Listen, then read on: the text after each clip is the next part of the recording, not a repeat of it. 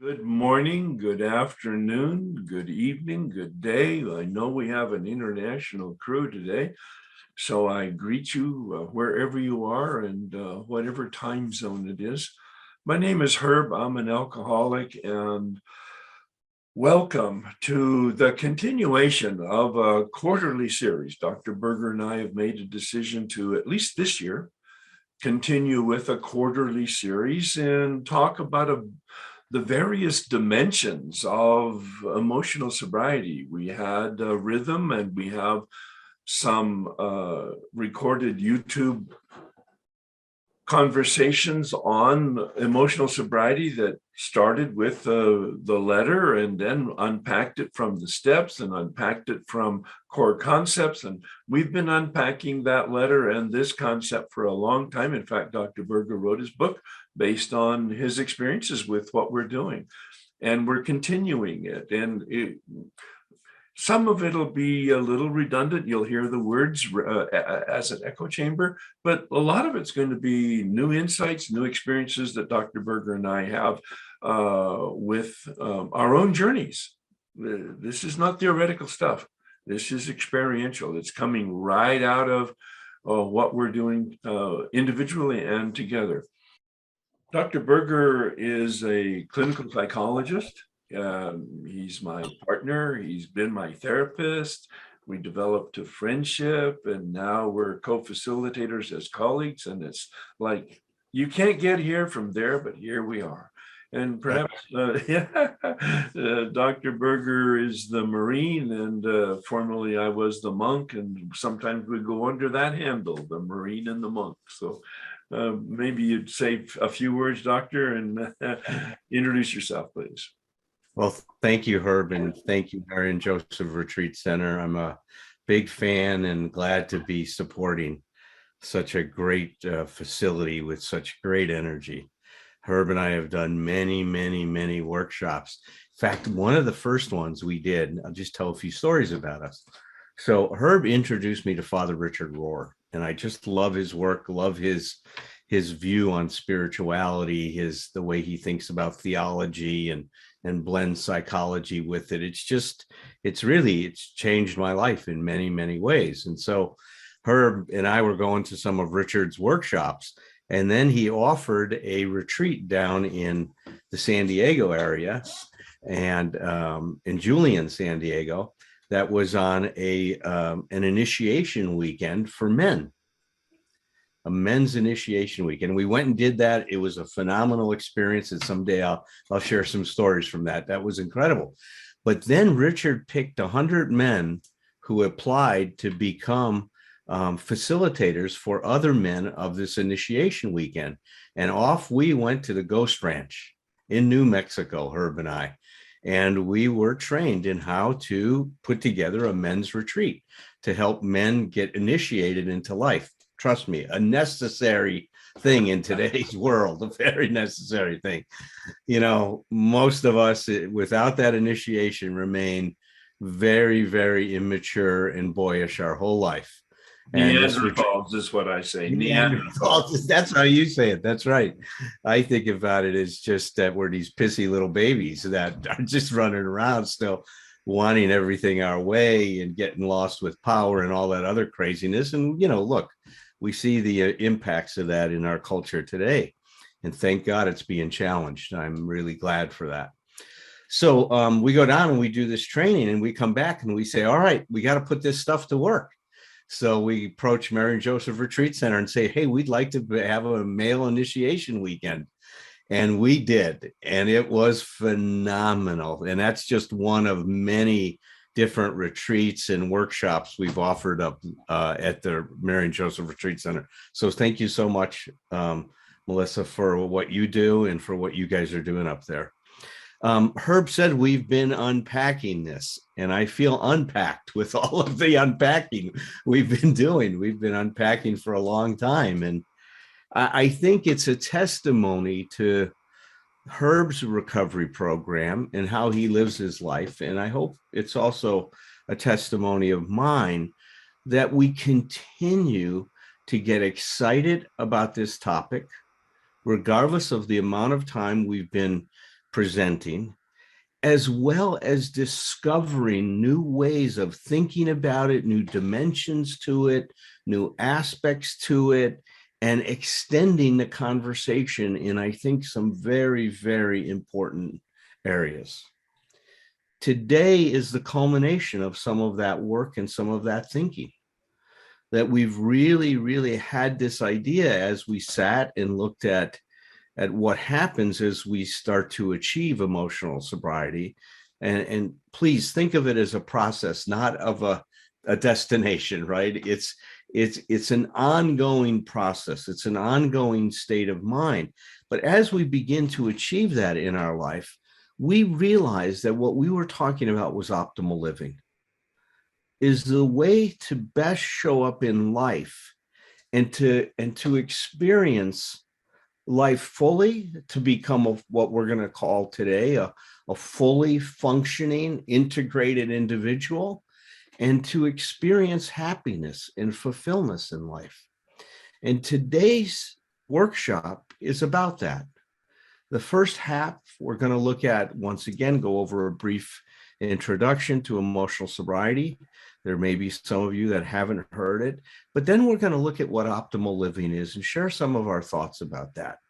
That'll be the first hour and 20 minutes or so. We'll take a break. After we come back from the break, we will be doing part 2 today, and that's all about happiness. And so here we go. Well, there we are, the monk and the Marine. Monk and the Marine. So as I said earlier, today we're going to be focusing on part 1, optimal living. But before we do, we always like to begin with this. Herb, would you take us through the set-aside prayer? This is a very informal prayer. And just reminding you, if you've not heard me suggest in the past, prayer is not about the words. It's about the intention. And the intention here is to have an open mind and an open heart, knowing that we can't do that to the extent that we need to do that, we ask for help. That's what this is.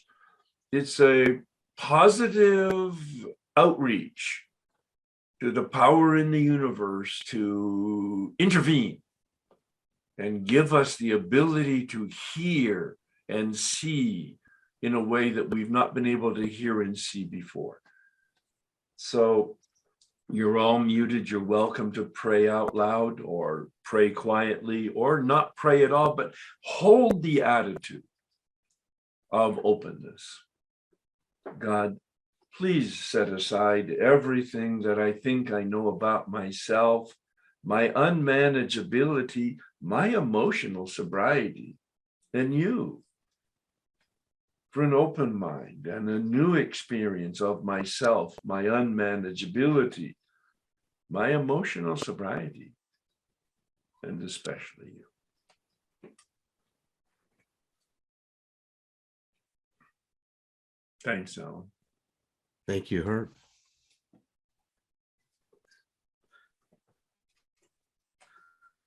Well, we always like to start the workshop by asking you to look inside. These, personal and inner inquiries are very important for us to challenge ourselves, to focus our attention, focus our awareness. And really ask yourself this question. Do you really believe, and I mean really believe, that your life can change? Now, of course, you know what the answer is supposed to be. It's supposed to be yes. But what we ask you to do is look beyond your mind and look at your behavior. See, your behavior is going to tell you where you really are. Herb and I are big fans at saying, listen to your feet. Your feet tell you everything. They're talking to you all the time. because what you're doing is reflecting what you believe. How you act is reflecting these beliefs you have about yourself, about life, about the world.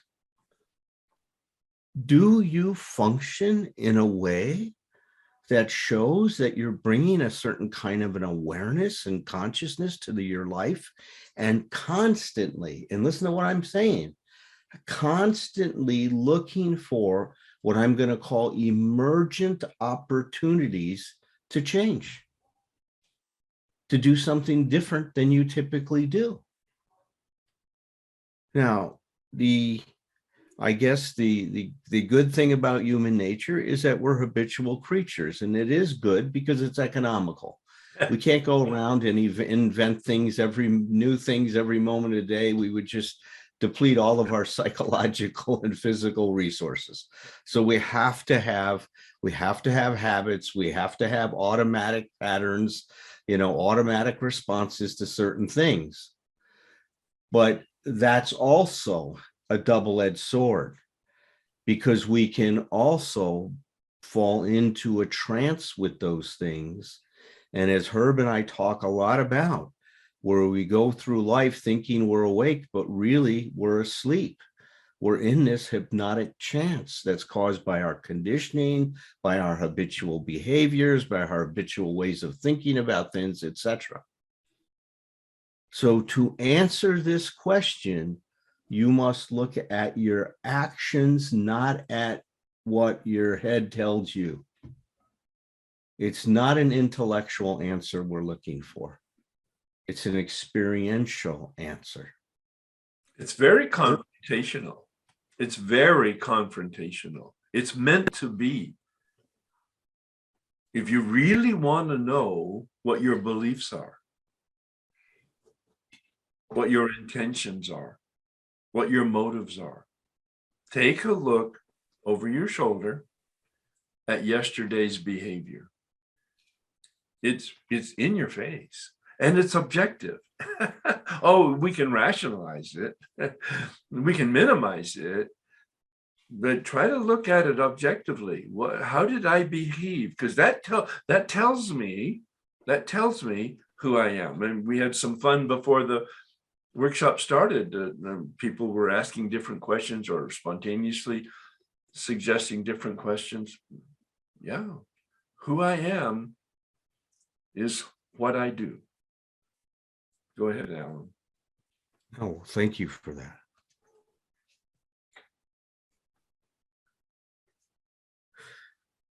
Well, when I started my journey in recovery, which was over 50 years ago now, when I say it's like 5 decades, really. And look, for the good portion of that time, we've known each other, Herb. Yeah. You came into my life pretty shortly after my first decade in recovery, and been friends and partners and in many different ways since then. But this was the one statement in the book. I mean, there were so many statements in the book that had so much meaning and so much resonance to me. But I had never thought that my troubles were basically of my own making. I didn't have that view of myself. I saw myself, and understandably so, as you're going to hear today, is our level of consciousness changes through life. And the consciousness I had when I began recovery was seeing myself as the effect of those things that were happening in my life, not affecting those things. I didn't see myself as the cause, but more as suffering, the cause of everything else. Now, it's amazing to think that our consciousness can shift so dramatically. But I'll give you a quick example, because I thought this was an amazing thing. Piaget, one of the brilliant developmental psychologists, really wanted to understand how a child's cognitive development changes. And so what he would do is he'd sit down and talk to children and ask them questions about different things. And one day, a parent gave him an example of something that happened at home that helped him understand this whole process. So this mother had 2 children. One was 4 years old and one was 14 years old. The 14-year-old came home from high school, and mom, being the good mom she was, she had cookies for her 14-year-old and for her 4-year-old. She put 4 cookies on the plate of her 14-year-old and 2 cookies on the plate of her 4-year-old. Well, you can imagine what happened with the 4-year-old. There was a protest. Wait a minute. How come my brother gets 4 cookies? I only have 2. She goes, he was in school all day. He's on the tennis team. He played tennis afterward. He's hungry. He's bigger than you are. His body needs more calories than you. Now, all rational, appropriate explanations meant nothing to the 4-year-old. 4-year-old's crying. I should have 4 cookies. I want 4 cookies. This is unfair, unfair. After about 5 minutes, the mother had it. She went and grabbed a knife, came in the room, cut his 2 cookies in half. Now there were 4 pieces of cookie on that child's plate. The child looks up at mom. You are the best mommy in the whole world. Thanks, mom. Now I have 4 cookies too. Now, what happened there? You see, the child doesn't have the ability at that point to think of the cookies in terms of volume. The child didn't have the same 4 cookies as the brother because there was much more cookie dough in the 4 cookies that the brother had. But the quantity was 4 on his plate and 4 on his brother's plate. Therefore, they were equal. You guys, please get that. Understand that. That doesn't just happen with a 4-year-old and a 14-year-old. That happens to us as adults all the time. All the time we are in some way making judgments about what is happening in our life based on the level of consciousness we have at the time. But that doesn't mean that's reality. It's just how we're perceiving reality at that time. So when you start to look at your life from this, what I will call highly mature, differentiated developmental position that Bill is inviting us to adapt here and to adopt in our lives, that our troubles we think are basically of our own making. He is putting us as the immediate cause of our experience. That's hard to digest on the face of it until you actually do some, at least my experience, do some inventory work where I was 4 years sober, being taken through the steps out of the book for the very first time with a mechanic, meaning a big book step, experienced, knowledgeable person, a mechanic with the textbook. And I was 48 years old, 4 years sober, and it was embarrassing to be confronted with the truth of that statement. Because up till then, with all my background in reflective thinking, psychology and philosophy and theology and self-help, all of that stuff, including AA, for 4 years, I had been a victim. I mean, I could explain to you about my father. I could explain to you about my bosses. I could explain to you about my wife. And it would have all made, quote, sense, at least from my perspective. And so the word I use is, and this captures what Dr. Berger is saying, is I thawed out. I had a level of awareness and consciousness because of the work that I was doing and the teaching this man was giving me, leading me into the inventory. So I was able finally to take a look at objectively the truth and to see that I was 100% responsible for my life, my behavior.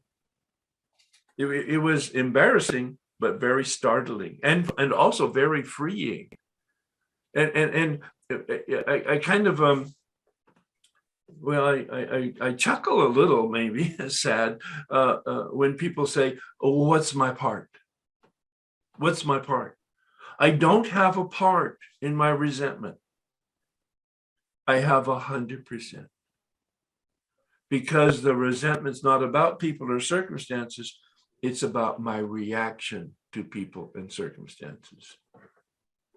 That's a spiritual awakening, to really embrace that. Alan? Well, the picture that Herb and I love that really captures Yeah, what I is saying is that we experience ourselves as really imprisoned. yeah. And we could have a great relationship if it wasn't for you. That's the theme of the prison, right? I'd have a great life if it wasn't for all these things, these bad things that are happening to me. I'd have a great life if. Essentially, what we've created is an I'm okay if consciousness. Please write that down if you have it. It's an I'm okay if consciousness. And so what Virginia Satir said, and she's one of my heroes in psychotherapy, she says, we're constantly trying to get out of our jail, thinking that somebody else is going to do it for us. So we beg, we plead, we get angry, we manipulate, we cajole, thinking that somehow they have the key to let us out. And the big moment that we step forward in our consciousness is when we realize no one is coming. No one is coming that's going to open up those bars. Now, that doesn't mean that at times you're going to have the illusion, boy, if you find that right partner and you fall in love, that this is going to do it, right? That this is going to do it, or that job, right, Herb? If that job comes along and I get that promotion, or my God, if I buy that Cadillac. Herb loved Cadillacs. I mean, I love getting in his car. Cadillac has one of the best drives on the road. Whenever we go somewhere, he'd come and pick me up. And it was like we'd drive up to Santa Barbara from Thousand Oaks. Wonderful drive in the Cadillac. But it was always out there. If this happened, then I'm going to be okay. I'm okay if. We didn't realize that we had constructed every one of these bars and put ourselves behind them. Now, we had help. You don't just do that alone, right? We had help. Culture gives us plenty of information to imprison ourselves with shoulds and how we ought to be. It's a culture of narcissism. So we make everything about us. It's all about me. It's all about me. Our personal experiences growing up and the trauma we've had and how we resolve that creates a set of expectations on how the future is supposed to be to free us from our past. Our own personal expectations that we've just crafted out of our experiences also come into play here. So this experience is a very, very common experience until someone has that moment of clarity, that spiritual awakening or a spiritual experience that begins an awakening. And then we start to see this in a very, very different way. So now is where we come into the discussion of emotional sobriety. And essentially, this is the essence of emotional sobriety. We start to have an awareness that things are very different than the narrow way, the way I was looking at it with my undifferentiated consciousness told me things were. Notice the cartoon. Notice the cartoon. It's the same cartoon, except the camera has stepped way back now. There's a perspective now. There's a bigger picture now. And there's no walls, there's no ceiling, there's no floor. But pathetic Herbie is still got his nose between the bars, his hands on the bars, and he doesn't see any difference because he's still putting the bars in front of his face. But do you hear what I'm saying? He's putting the bars in front of his face. Oh my God, that's such a clear image of how we create a story that creates the bondage that makes us a victim. So true. It's so true. And then we start screaming, let me out, let me out. Yes, please, please. Please let me out. Come on, please, somebody come by and get me out of here. And then the guy walks up and says, hey, Herb, you're holding the bars. Yeah. Yeah. Let him Drop go. the bars. Let Drop him the bars. go. Herb, let him go. Drop the story, reframe this wonderful phrase, reframe the story. Yes. We're not changing our history. We're changing our perception and reaction to our history. That's right. It's that simple, and it's not easy. And look, and believe it or not, even though it seems to fly against reason, there is a resistance we encounter to letting this go. Because see, what we've done, this prison that we've created, it's been an adaptation based on what the best that was available to us in terms of dealing with life and remaining what we call keeping as much of our wholeness as we possibly could. So we really, there is an anxiety actually that happens when you start to think about letting these things go. Oh my God, now what? Who will I become? Who will I be? Who will I become? Yeah. Am I going to be hurt now? Yeah. You start to experience a vulnerability. You say, wait, my identity has been on this. So like Herb says, who am I? If I let go of this, who am I really? Well, those are anxiety producing questions, but they also create a lot of excitement. Herb and I love to discuss recovery as the discovery of new possibilities. That's what this is about. And when we let go of those bars, now an incredible journey begins. As Herb said, how can Herb and I get here from where we started? Yeah. I don't know. Yeah. I don't know. It's taken so many twists and turns and pain and sufferings and joy and excitement and celebrations. But it's all been a part of the journey, and not one thing do I wish was different. And nor does Herb. We don't regret the past anymore. Right. We don't. That's one thing, Herb, that we share in common. Yeah. There's no regret. Yeah.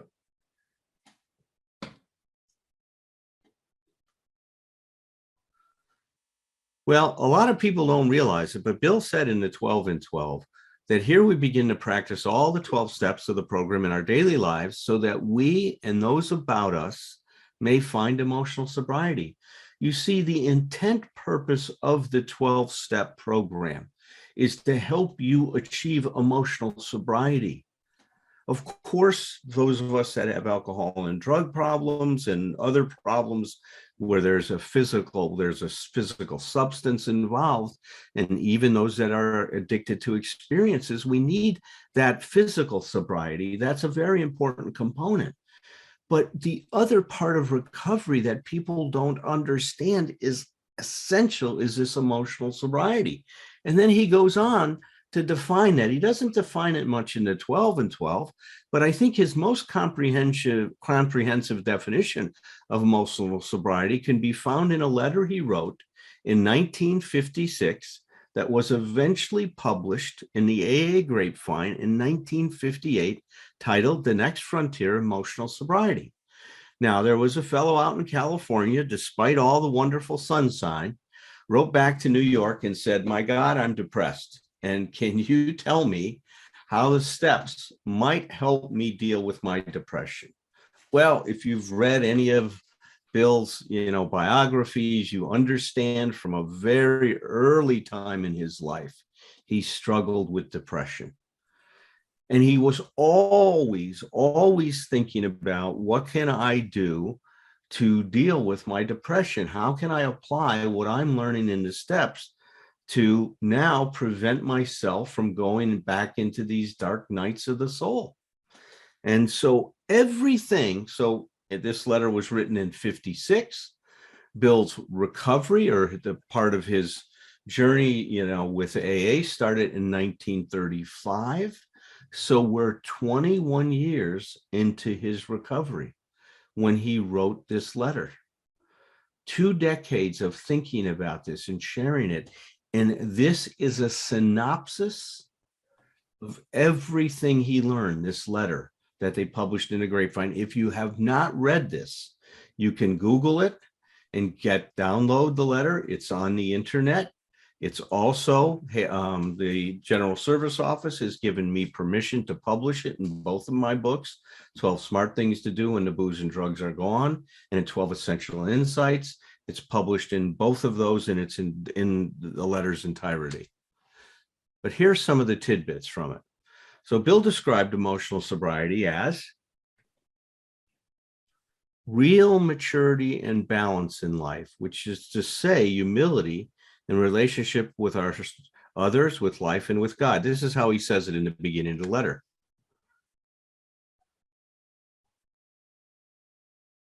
I think many oldsters who have put our booze cure to severe but successful tests still find that they often lack emotional sobriety.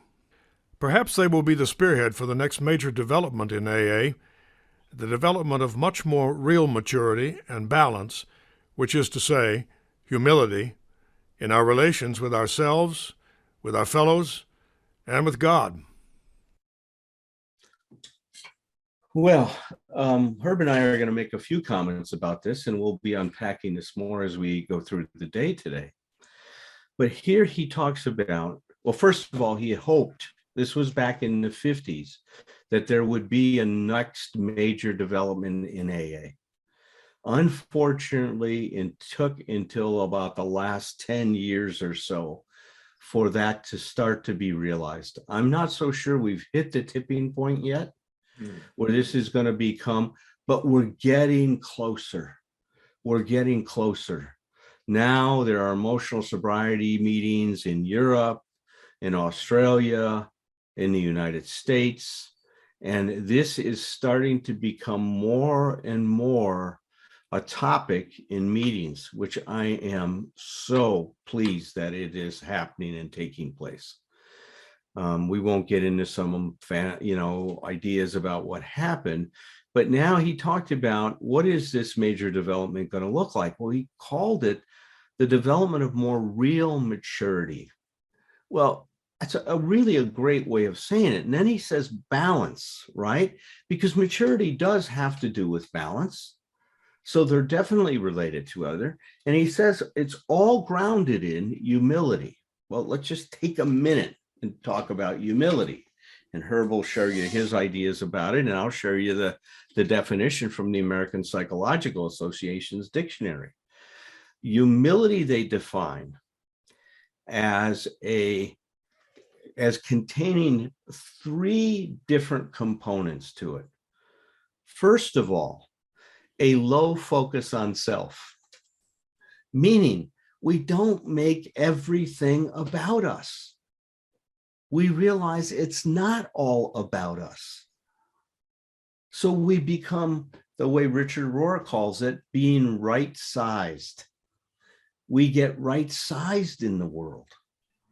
The second component to the definition in the American Psychological Association's dictionary is that we have a realistic view of our successes, our accomplishments, and our failures, and our worth. That we're able to look at ourselves and see ourselves as we are. There's an acceptance of who we are as we are in humility. And the third component of humility is that we are able to acknowledge, to admit, to declare our mistakes. We're able to see our gaps in knowledge, our limitations, and so on. So essentially, we don't have to be someone we're not. I call it the Popeye the Sailor Man definition of humility. I am what I am. I'm Popeye the Sailor Man, right? That's what this is. It's the Popeye the Sailor Man. I am what I am. I've got good things. I've got good parts of me. I've got parts of me that are needing some improvement.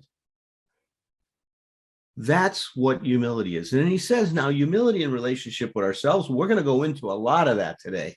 We're going to talk about all these areas. We're going to talk about our relationship with ourselves, with our fellows, and with, God. We're going to replace God with reality today. We're going to say, and with reality and with life.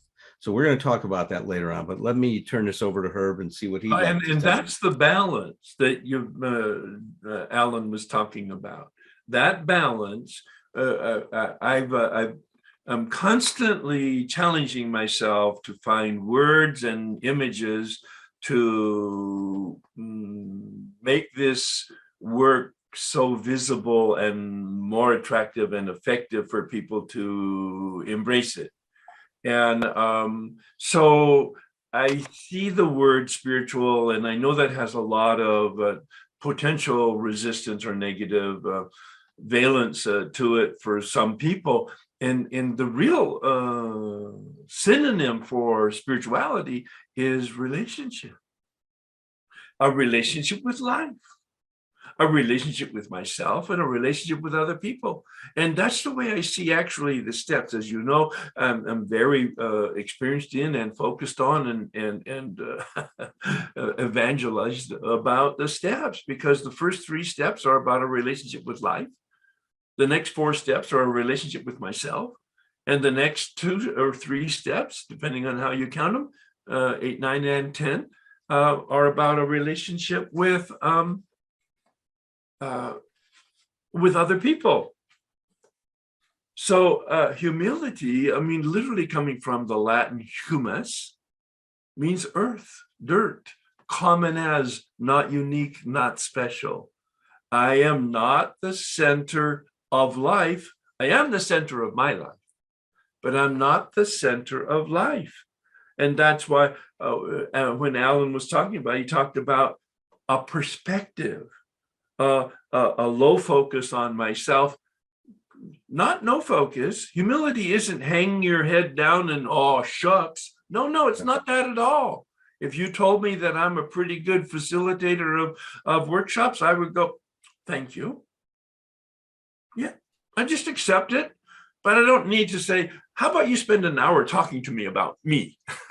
No, that's not humility. That would be a retro back to my old narcissism. And a realistic view is objective. I have glasses on because I have problems with my eye. They were not formed to give me 20/20 vision. So I get these ground glasses on so that I can see reality more clearly. I need help. And that was what the 4th step did for me. It opened the curtain to reality. And I was able to be embarrassed enough to have my intransigent ego deflated enough to be able to see reality and want to have relationships based on reality with life itself, with myself, a realistic evaluation. I'm not special, I'm not unique, I'm not entitled. I'm just another human being, but I am another human being that wants to have decent relationships with other people. And this is how you do it, objectively. They're not responsible for me. All right. I am responsible for me. This is such an organic process. Alan used a very fancy word a little bit ago. He called it integration. From my standpoint, that's a very fancy word, but it really captures the center of what this balance is. An integration of our relationship with life, our relationship with ourselves, and our relationship with other people. Alan? So what happens, what interferes with us having that alignment, as Herb and I have described it at times, with reality? Oh, that's the best word. By the way, Alan, reality's based on principles, natural law, like physics, in physics, gravity is a law of physics. There are principles of human behavior, of human development. They're nobody made them up. This is the way nature is. And it's our job to discover the principles. And then the word that we're using, and it's the best word that captures, it's not in the big book, but the word captures this journey of emotional sobriety is alignment. Alignment with principles. So true. It's so true. And so this image of putting the cart before the horse is exactly what happens. The physics of this don't work, right? It just doesn't work. It's not an efficient way to get that cart from one place to another. How do we do this psychologically? Well, what Bill talks a lot about, and it's not just Bill, but you can find many different psychotherapists. And it's beyond the scope of this talk, but if you even go to that 7 CD set that Melissa held up in the beginning, that was a day-long workshop we did up in, I think it was Santa Clara, Herb, is Yes. where we did that. That's correct. We talk a lot about how the conversation that Bill was having and how he was thinking about things was a conversation that many people were having. It was a spirit of the times, looking at what goes wrong. And it was emotional dependency, is being overly dependent on people and circumstances. And that's what this is. That's what helps put those bars up that we showed you before, is our emotional dependency, looking to others for our self-esteem, looking to others for validation, looking to others to make us feel good about ourselves, looking to others for our happiness, for our contentment, for our fulfillment. Bill called it putting the cart before the horse. Since AA began, I've taken immense wallops in all those areas because of my failure to grow up, emotionally and spiritually. My God, how painful it is to keep demanding the impossible, and how very painful to discover finally that all along we had the cart before the horse. Then comes the final agony of seeing how awfully wrong we have been, but still finding ourselves unable to get off the emotional merry-go-round. I just love this insight that Bill shared with us, because there's a point in our recovery, Fred Holmquist calls it when sober suffering becomes great enough, where we start to say, wait a minute, what's going on here? What's wrong? I'm working these steps, I'm working these principles, but still something isn't clicking. I'm still not enjoying all of the promises, the 9-step promises. And so here Bill says that it was his failure to grow up emotionally and spiritually. Bill's criticized for a lot of things, but he also needs to be given credit where credit's due. And he did obtain a sense of humility in his life. And he shares that with us, his failure to grow up emotionally and spiritually. He sees that he was demanding the impossible. So when I expect life to conform to my expectations, I'm putting the cart before the horse. I am demanding the impossible. I'm creating an I'm okay if consciousness. And that is an impossible way to live. When I'm okay if, I am at the whim, at the generosity, at the good fortune of all kinds of forces that are outside of my control. And because I feel so dependent on them, the fact that they're out of my control doesn't stop me from trying to control them. I mean, I become incredibly superstitious and do all kinds of stuff to try to control those things. And then he said, go ahead, Herb. No, well, that's why originally and earlier on you said it, and I want to now highlight it, and probably will throughout our talk today, and that is how important consciousness is.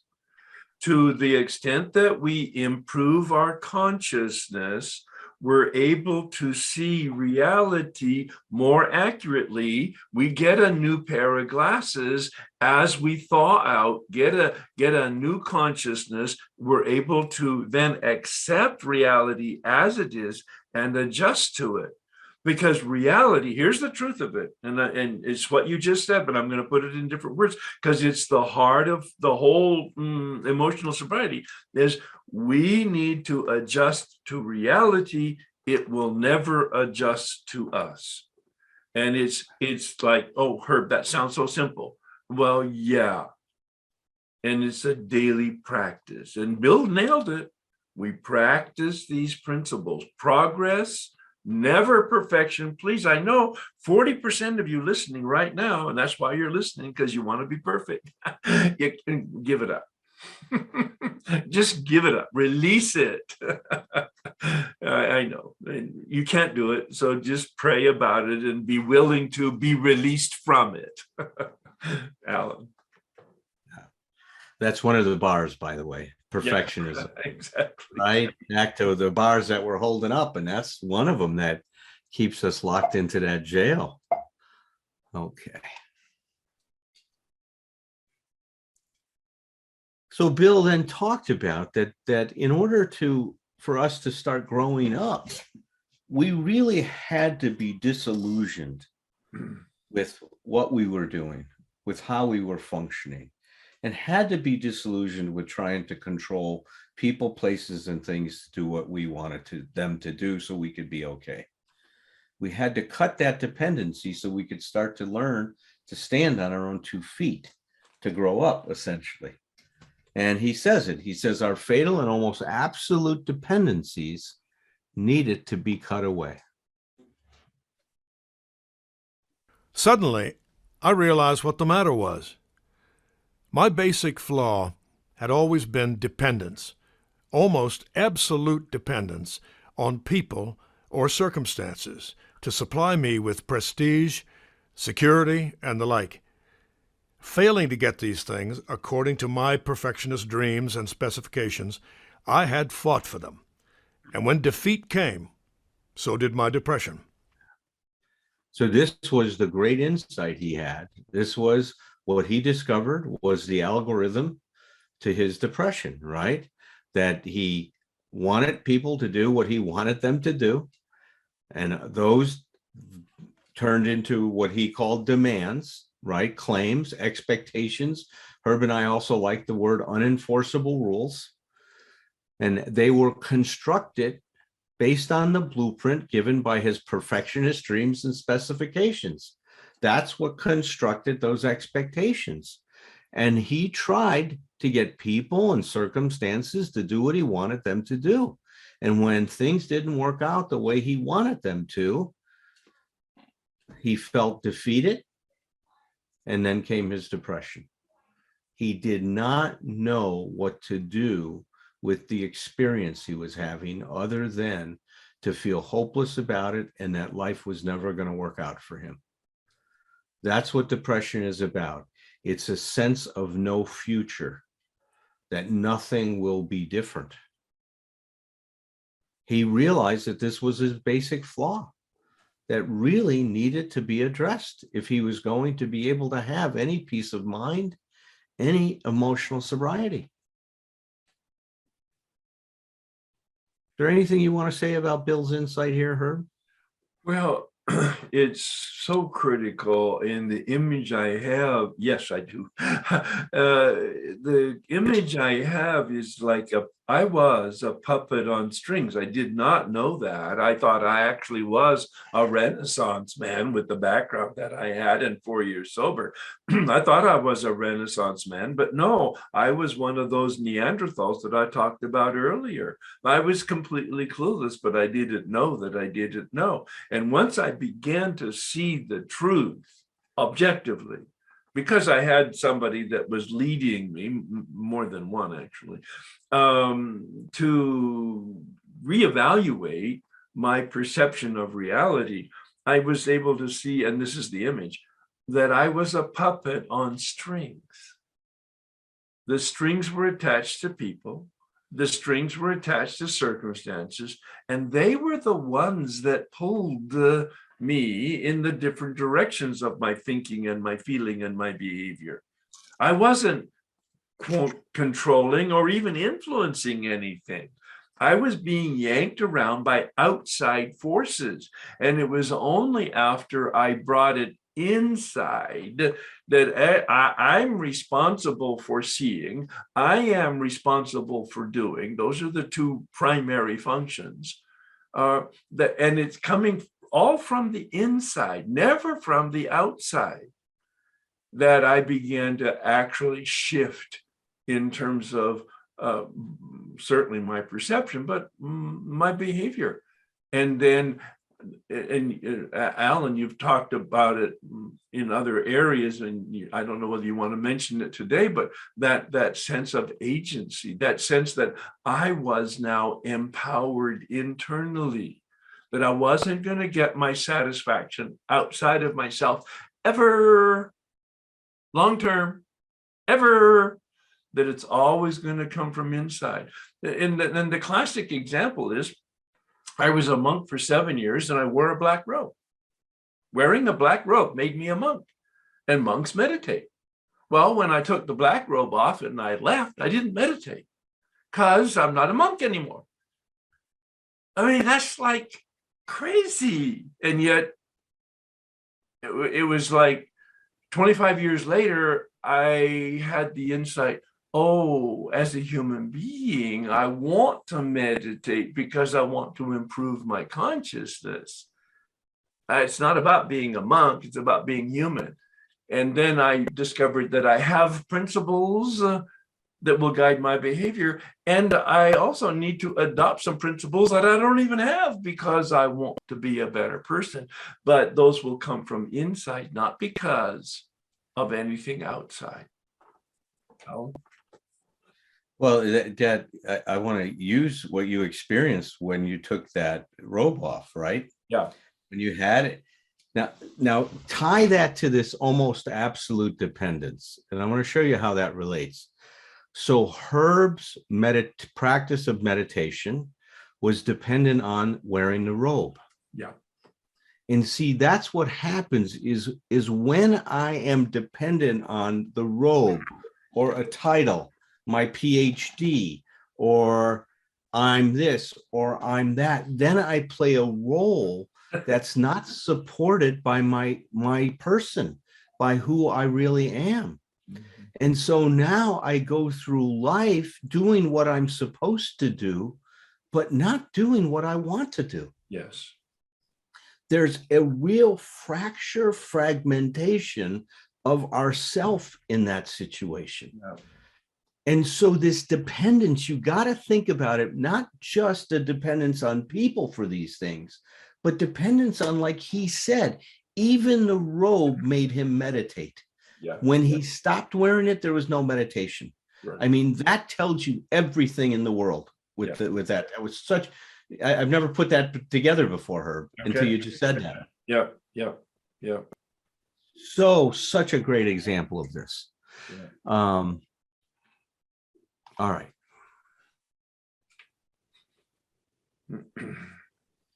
So what he realized was that we needed to unhook our hexes or our expectations or our unenforceable rules at depth. Of course, I haven't offered you a really new idea, only a gimmick that has started to unhook several of my own hexes at depth. Nowadays, my brain no longer races compulsively in either elation, grandiosity, or depression. I've been given a quiet place in bright sunshine. Well, this is so important because now he's telling you what he now experienced as he's been on this journey of his emotional sobriety, and that he is much more balanced in his life, not falling into those deep, dark depressions, and also not falling into these grandiose episodes of elation or what we call mania. So he was living his life based on and experiencing and embracing the natural ups and downs that occur in the course of a life. right? This stuff doesn't make us immune to life. What emotional sobriety does, it's not an immunity. What it is, it's a way of being in a different relationship to life. What Herb was saying before, it's all about relationship, how we're relating to, how we make contact with. You see, it's that point of contact, what we call the eye boundary, and where my eye boundary now connects with you or with my experience in life.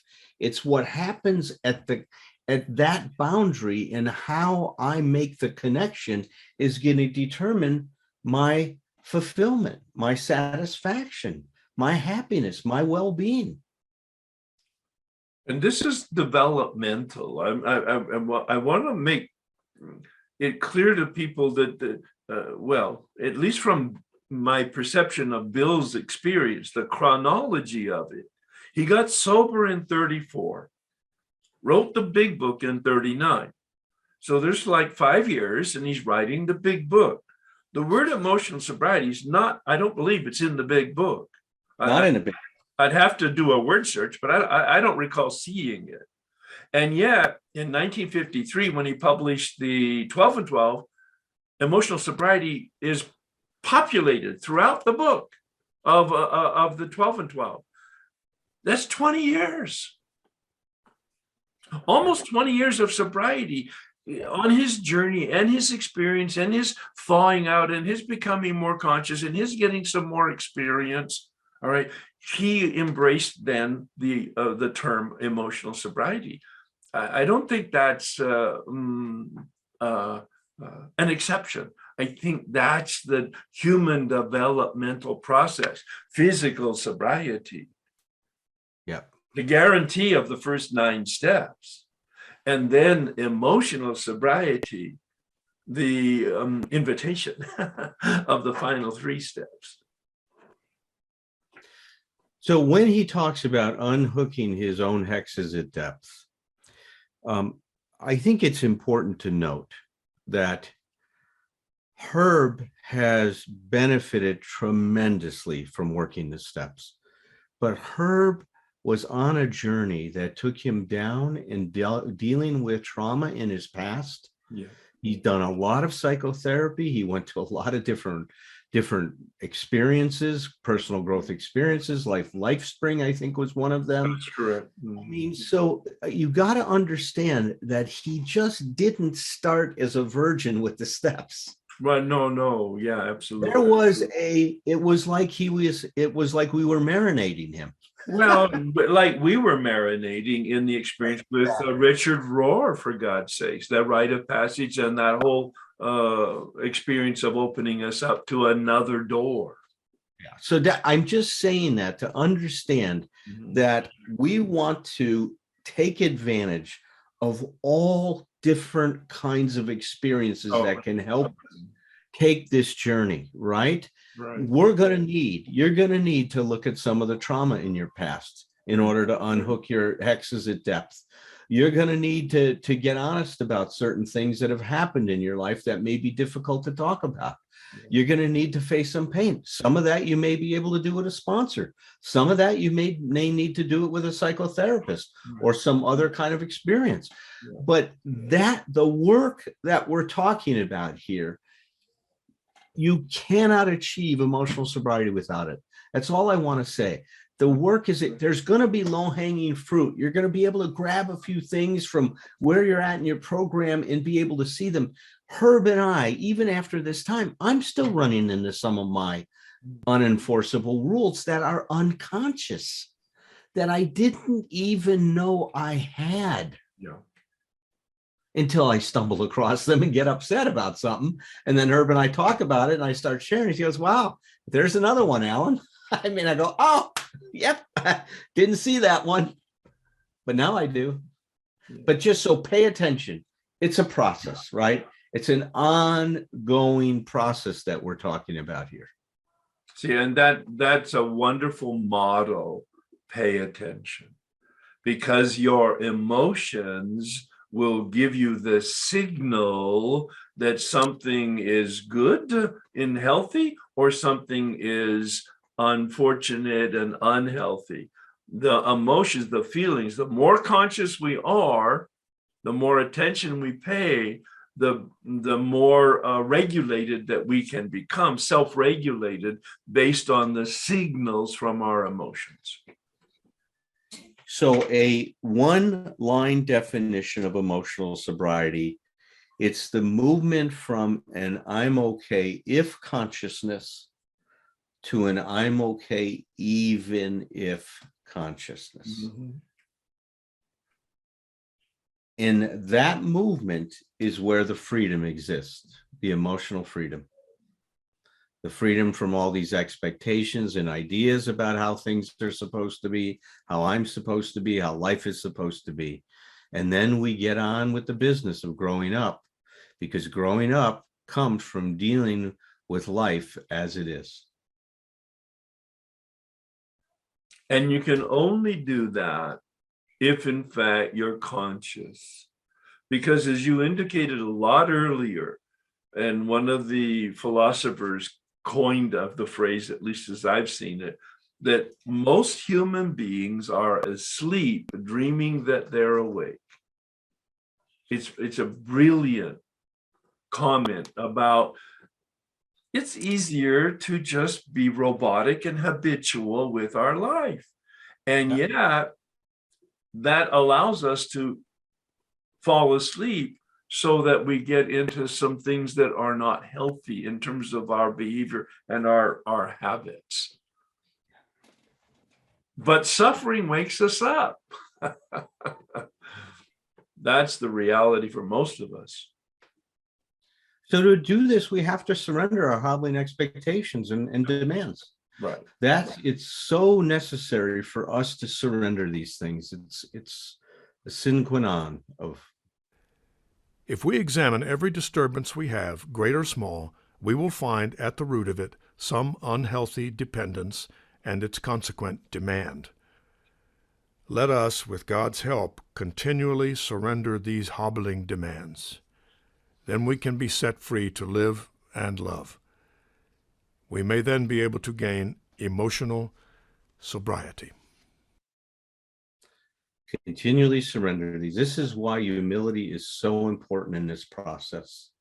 If I am still feeling like I demand, I have what this Theodore Isaac Rubin called special status.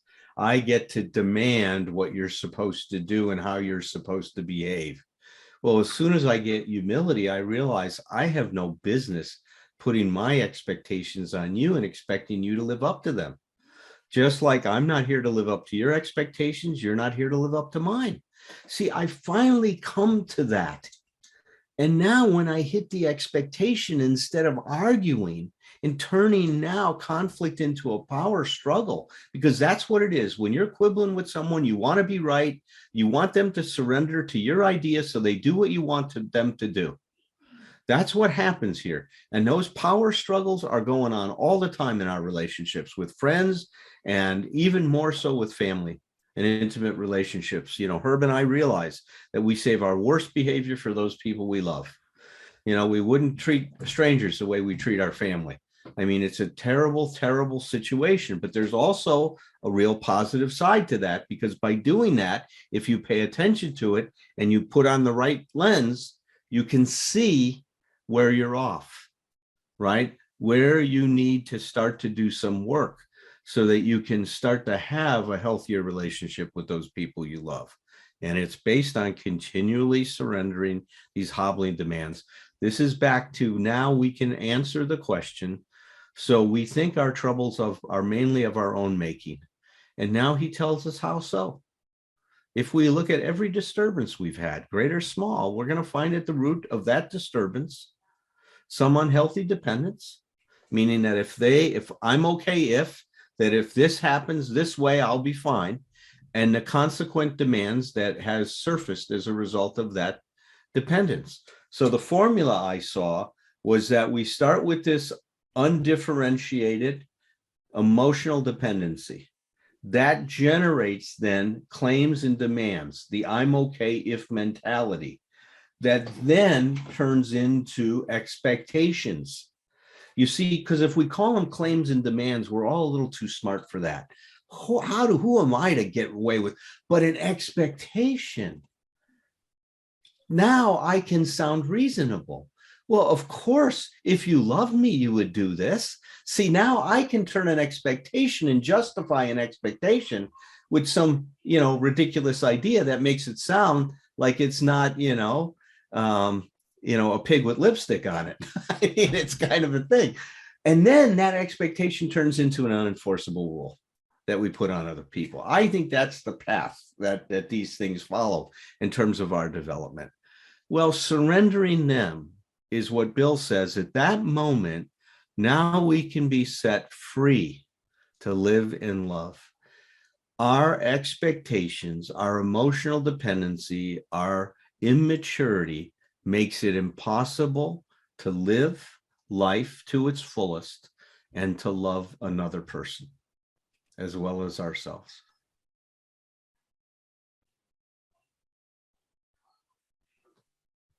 Such an amazing insight, isn't it, Herb? Yeah. When I looked up the word forgiveness, because I was doing some work in a different area, the definition in a dictionary said a decision to release. And when you're talking about surrender, I'm making the connection. It's watch my hand. Surrender isn't like falling down and waving a flag. No, it's here it is. Here it is. I'm just releasing it.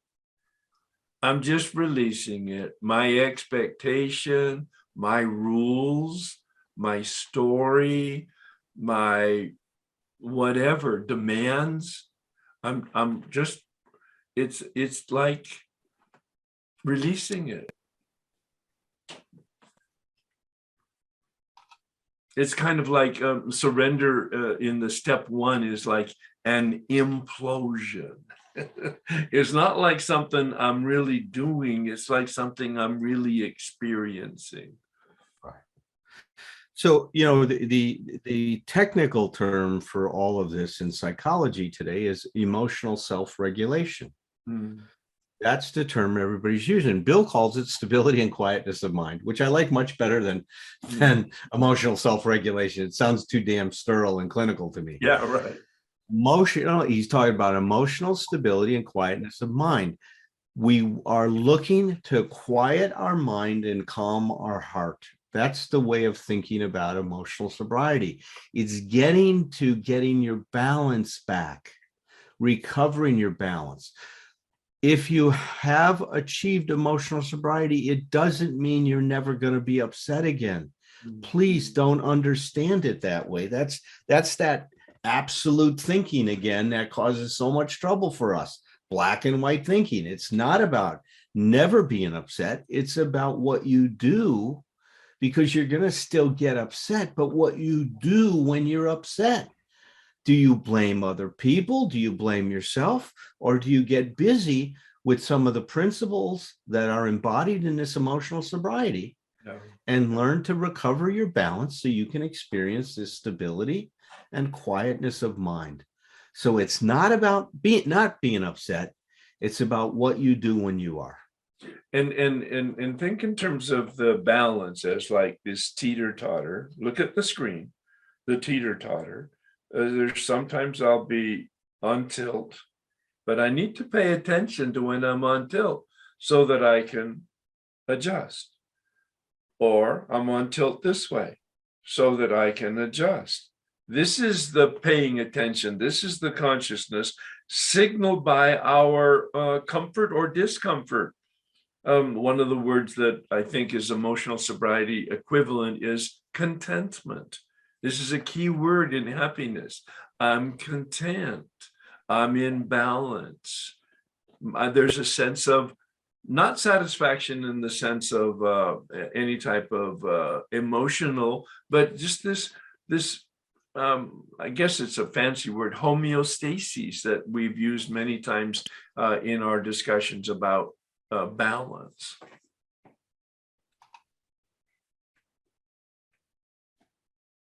Of course, I haven't offered you a really new idea. only a gimmick that has started to unhook several of my own hexes at depth. Nowadays, my brain no longer races compulsively in either elation, grandiosity, or depression. I've been given a quiet place in bright sunshine. Don't question your sanity. You heard this before, but I wanted you to play it for you again because I wanted you to hear about unhooking, right? I want you to burn that in your consciousness right now, that our job is to unhook, right? Our hexes, those things that bind us to these expectations. Our freedom comes from getting to an I'm okay, even if consciousness. That's what we're striving for. That's what we need to achieve emotional sobriety. And this is how we get there.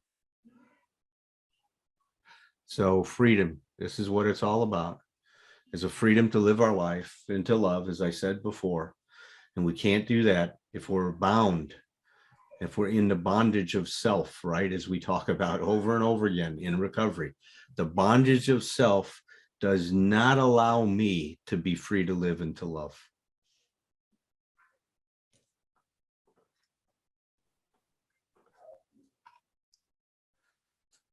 Well, this is Michael Singer. He's the author of The Untethered Soul, The Journey Beyond Yourself. And he says, if you dare to look, you will see that you have built your entire life based on the model that you have built around yourself. So when the model we've built around ourselves is based on this undifferentiated perspective that I'm okay if, now certain experiences are going to follow from that model.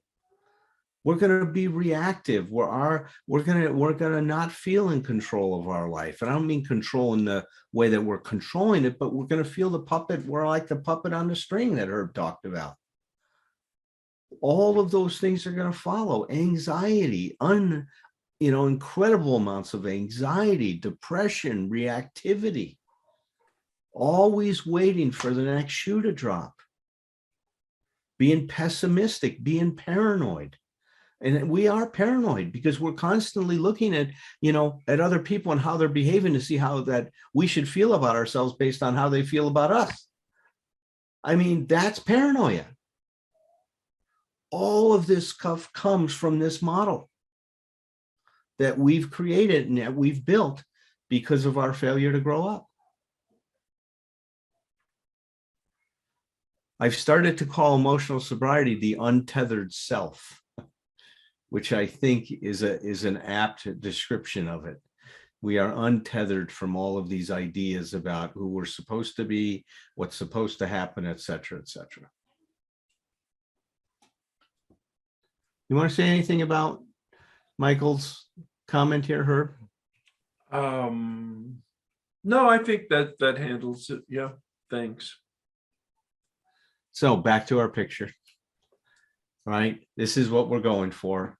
But now, too bad we don't have one where the guy drops the bars, Herb.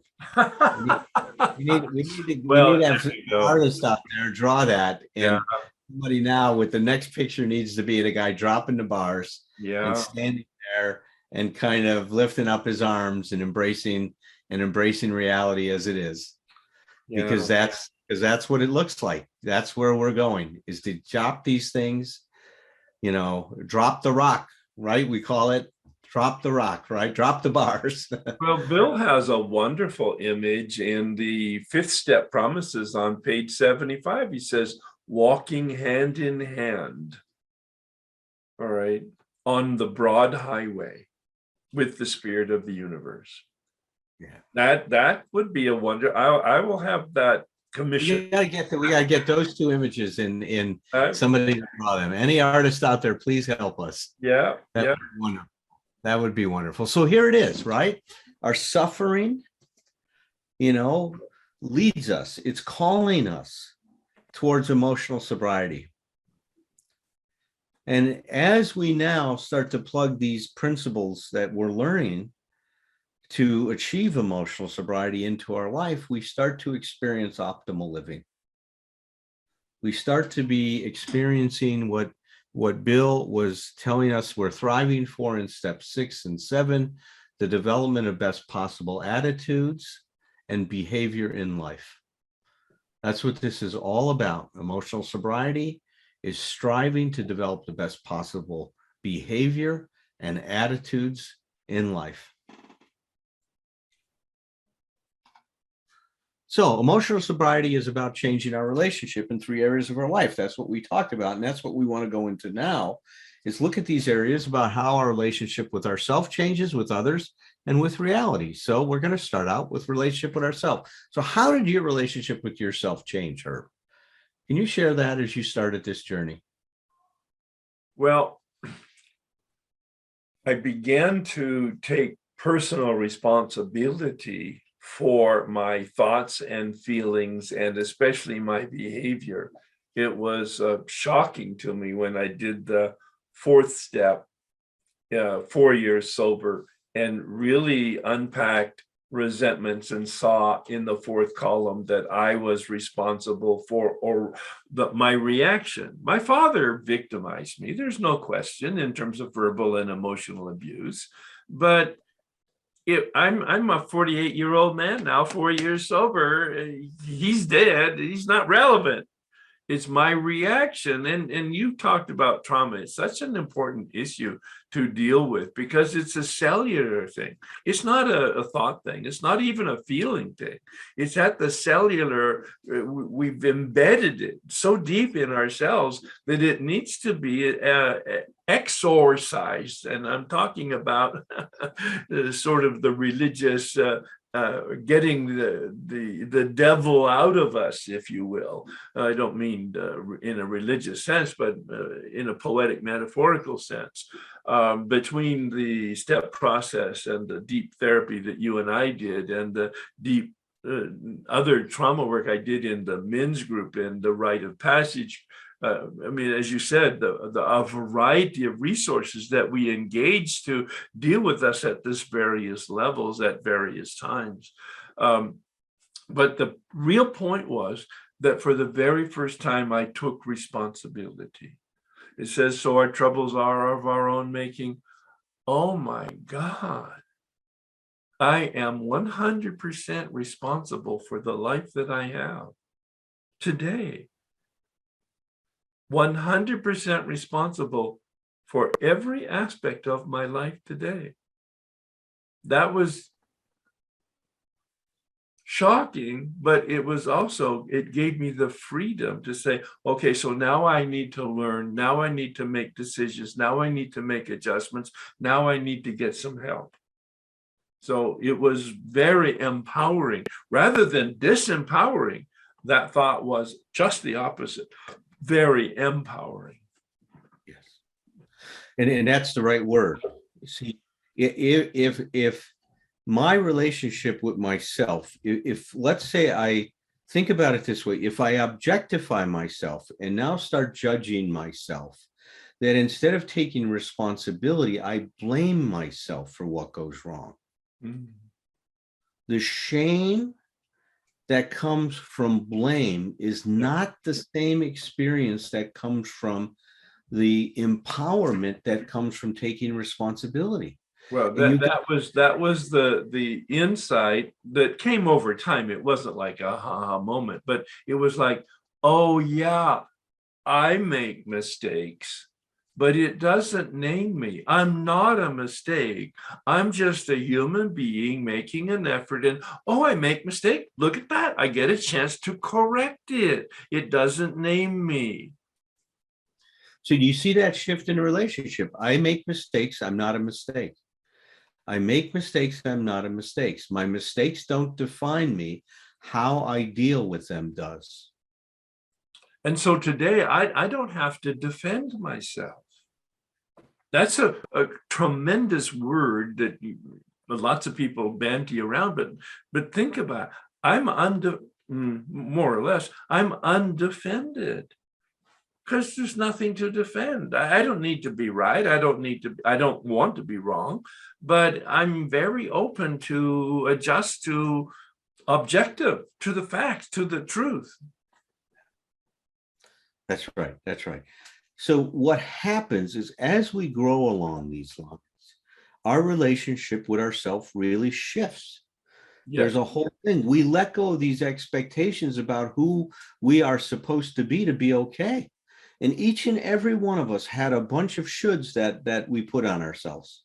We should all over ourselves. It's the way we've Well, said it before. as we've said, Alan, that is one of the best litmus tests for ourselves to identify very quickly our beliefs.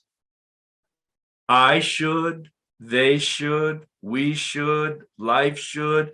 Fill in the blank and you will identify your beliefs without doing much fancy psychological word or step work. You can just get right to the heart of it by filling in the blank. I should, we should, they should, life should, and you will reveal to yourself, if you're honest, what your beliefs are.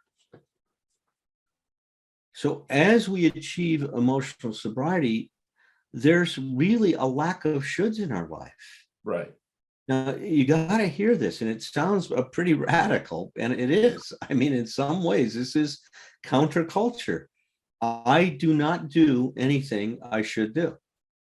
I'm not interested. Right. I'm only interested in living my life based on what I want to do or what I don't want to do. I'm not interested in throwing myself away anymore to these ideas, to these concepts. Now, if somebody says, well, isn't that unrealistic? I mean, don't you have to always do things you don't want to do in life? And I say, no, that's fantasy. We do that because we don't know anything better. I know we compromise ourselves, and you got to hear this. All of those compromises we make are because we don't know any better. It's not because that's the right thing to do.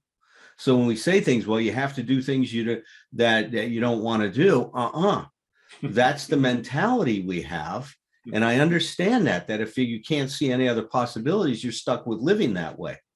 But that's not the only possibility. It's possible to live a life without doing a damn thing that you don't want to do. Somebody says, well, how the hell do you get there? Well, I try to, if there's something that's confronting me that initially I don't want to do, but yet is important to do, I try to get myself to want to do it.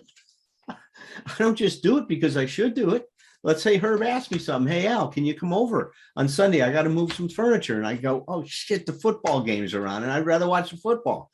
So then I might say, God, Herb, how important is? He says, well, I only got the truck from 1 to 4. Oh, okay. Since you only got the truck 1 to 4, I'll record it and then watch it. Or something like that. Then I'll make myself want to do it because I want to cooperate with my friend and he's asking me for some help. I want to help him. I also want to watch the game, but I'll try to get to it. I want to, instead of just automatically saying yes. I think that's such an important distinction, Alan. You're not saying be a jerk. No. You're saying I want to convert it from I have to I want to. That's not a compromise. That's not a compromise. That's an adjustment based on your perception of a value proposition. And please hear that. Compromise is a very cheap form of cooperation. Yeah. I want to cooperate with integrity. And see, that's what we're talking about. Is we talk about mature love is union with integrity, right? It's union with integrity. That's what mature looks like. We come together, but we don't lose ourselves. It's union with individuality. Well, the same thing in relationship with myself. I want to be responsive to myself, but and to other people that are in my life, but I don't want to lose myself in those relationships.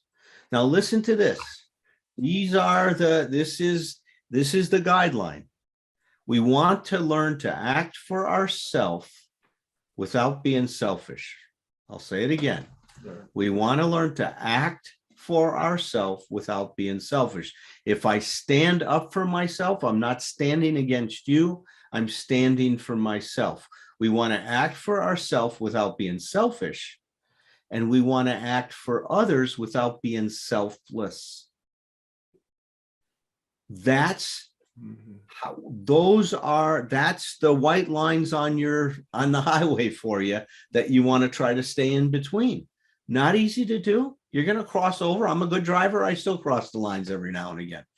Well, every good driver does. You're going to cross over those lines, but that's how you get back in the middle. Act for yourself without being selfish.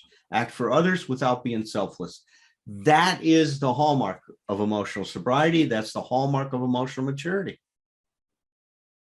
See, that's the balance between independence and interdependence. The Right. answer is yes. They both belong. I'm a human being. I'm independent and fully responsible for myself, but I live in a community of human beings and I want to be appropriately connected to everybody. And that'll depend on everybody in the circumstances, but that's the balance. And in the key here is to, number one, be conscious, but number two, be conscious of the principles.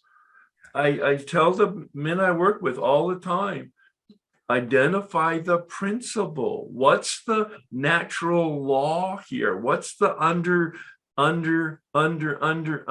principle here? Is it being rigorous, honest? Is it being kind? Is it being considerate? Is it being loving? What is the operating principle? And then choose the principle, always take the high road and be generous. Those are just things that I say to put it in a very positive, open, and all-inclusive environment. Identify the principle, take the high road, always be generous. It's never failed me.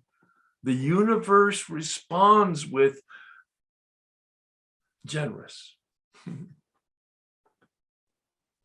Two more things I'll say about this, and then I'll push us on a little bit, because as we always do, Herb and I just love the dialogue and love the going back and forth. And by the way, I'm really enjoying the way we're talking about this today. There's a certain clarity to it between us that continues to grow.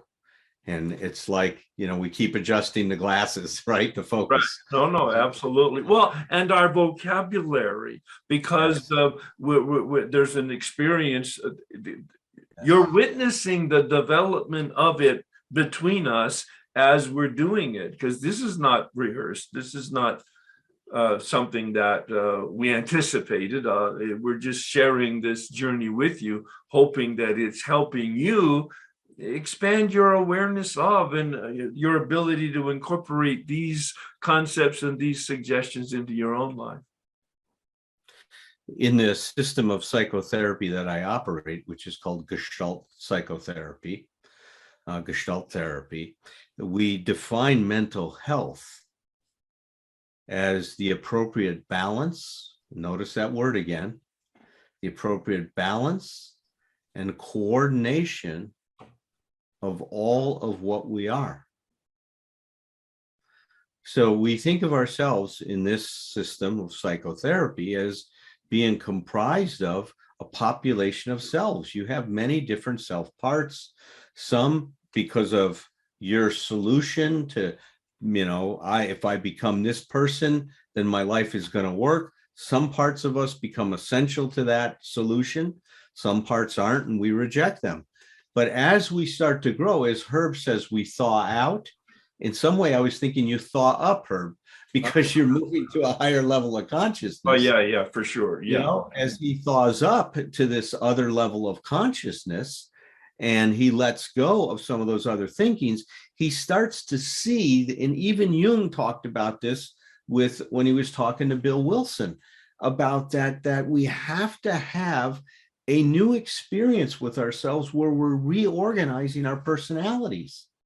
And so we're reorganizing all these members of the committee so they work better, they work with each other better, and they work in our life better. Which means that we need to develop a part of us that's going to be kind of the chairman of the board, that's going to be leading the rest of them, organizing them. As Herb said, even the parts of us that are going crazy, they're doing that because they were adapting to something. And we can find out what they were adapting to and why they're demanding this or getting angry about that, and find a way to deal with them. So every part of us, the guy that developed Richard what's his name? Hold on. I got the book right here. It's Richard Schwartz. That's right. He wrote a book called No Bad Parts. No Bad Parts. Because that's how they approach this internal family systems. It's not like you're dealing with all, different members of your family. You're dealing with the members of your family inside you, right? All of the different parts of you that have shown up. That's why he calls it internal family systems. And he said, there's no bad part. There's no bad part. Every part of us came into existence, sometimes to help us deal with a terrible situation, help us deal with trauma or whatever, but that's way beyond. We'll have another workshop talking about all that stuff. So mental health is an appropriate balance and coordination of all of what we are. So essentially, we are refusing to be in an adversarial relationship with ourselves. That's what a healthy relationship with self looks like. We are learning to support ourselves, and we are refusing to be in an adversarial relationship. And when you do that, you start to experience true self-esteem. Dr. Nathaniel Branden defined self-esteem as the reputation you have with yourself. Think about that. If I'm not in an adversarial relationship with myself, that's a pretty damn good relationship. I'm going to have a pretty damn good reputation with myself in terms of showing up for myself, helping myself learn to deal with things, helping myself learn to grow up. So let's go on to relationship with others. Well, that's my little daughter, Cecilia, and that's my grandson, Dax. And we were out here in Jersey. They've got this park with all kinds of construction equipment, and little Dax was in heaven. He could drive tractors and diggers and stuff like that, and he was just in heaven. Well, as we grow along these lines of spirituality, our relationship with others change. We don't see them as sources of approval or disapproval. We're not looking to them to validate us. We're not looking to them to meet our needs. We are experiencing them as people in their own right. So we're not objectifying people. We're not trying to get people to do what we want them to do. We're now enjoying them and experiencing them as we are, as they are, and as we are. We are now respecting what I call the we instinct in each of us, as well as the I instinct in each of us. We all have a desire to join and connect and to be a part of. We also have a desire to be our own person. That's the I-ness, that's the we-ness. And now we learn how to bring, as Herb said earlier, how do you bring those two forces into balance? That's what we strive for in relationship with others, is to bring those two forces into balance. So now mature love can be defined as union with the preservation of integrity. We join, but we don't get lost in the joining. We come together, we cooperate, we preserve our integrity. So we learn how to coordinate ourselves. We start to develop the capacity for true intimacy. Because you see, if we don't learn how to balance the we and the I, then we're going to fall out of one side of the bed or the other. If we're so into the we part, then when we get in a relationship, we're going to get anxious that we're going to be abandoned. And so we're looking at our partner and really reacting all the time. Oh my God, are they getting ready to leave us? Or does that mean they don't love us? And so we experience all kinds of anxiety around it. If we're on the other side, the I-ness side of it, and we're anxious we're going to get devoured by the relationship or consumed by it, we're looking at all times with the person trying to control us, and we're trying to keep distance. Almost every relationship involves one person operating from that fear of abandonment, the other person operating from the fear of engulfment. And then what happens is intimacy goes out the window, because now everything becomes a power struggle around how much we-ness, how much I-ness is going to exist in the relationship. And if I'm that guy that doesn't want to be devoured, I'm going to be distancing myself. And then if you're that person that wants that closeness, you're going to be threatened and you're going to try to bring me closer. And off we go to the races. That's what happens. When we start to develop and achieve emotional sobriety, there's no more power struggles. We don't need to be right. Things don't need to be our way. We learn to deal with our own anxiety. We don't put it on somebody else, that it's their job to deal with it. It's our responsibility, as Herb said, to find a way to create, what is it? Quietness of mind, calmness of heart. It's my job to regulate myself instead of trying to manipulate you and modulate you for me to be regulated. Boy, that was a mouthful, Herb, huh?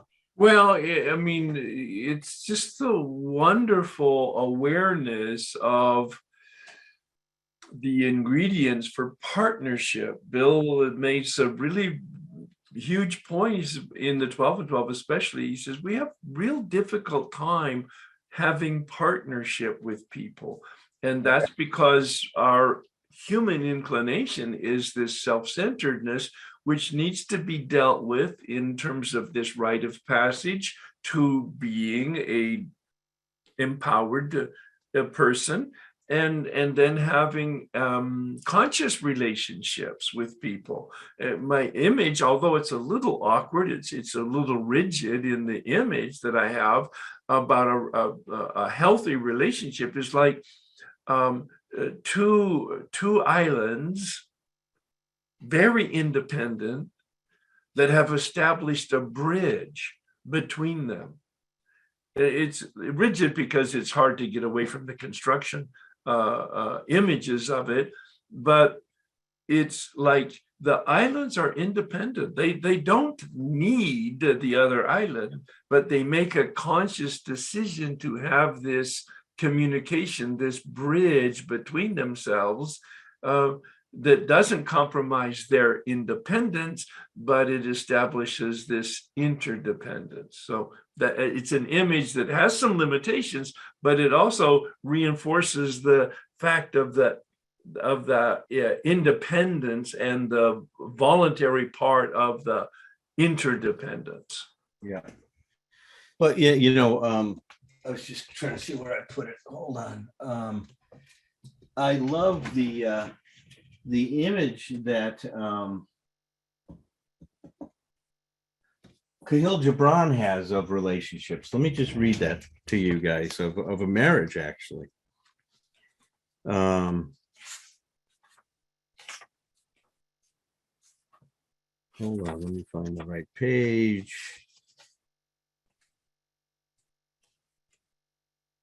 So this book is called The Prophet. And he's writing this fictional tale of a prophet coming to a land and then being greeted by a group of people that start asking him different questions about different aspects of life. And let's see.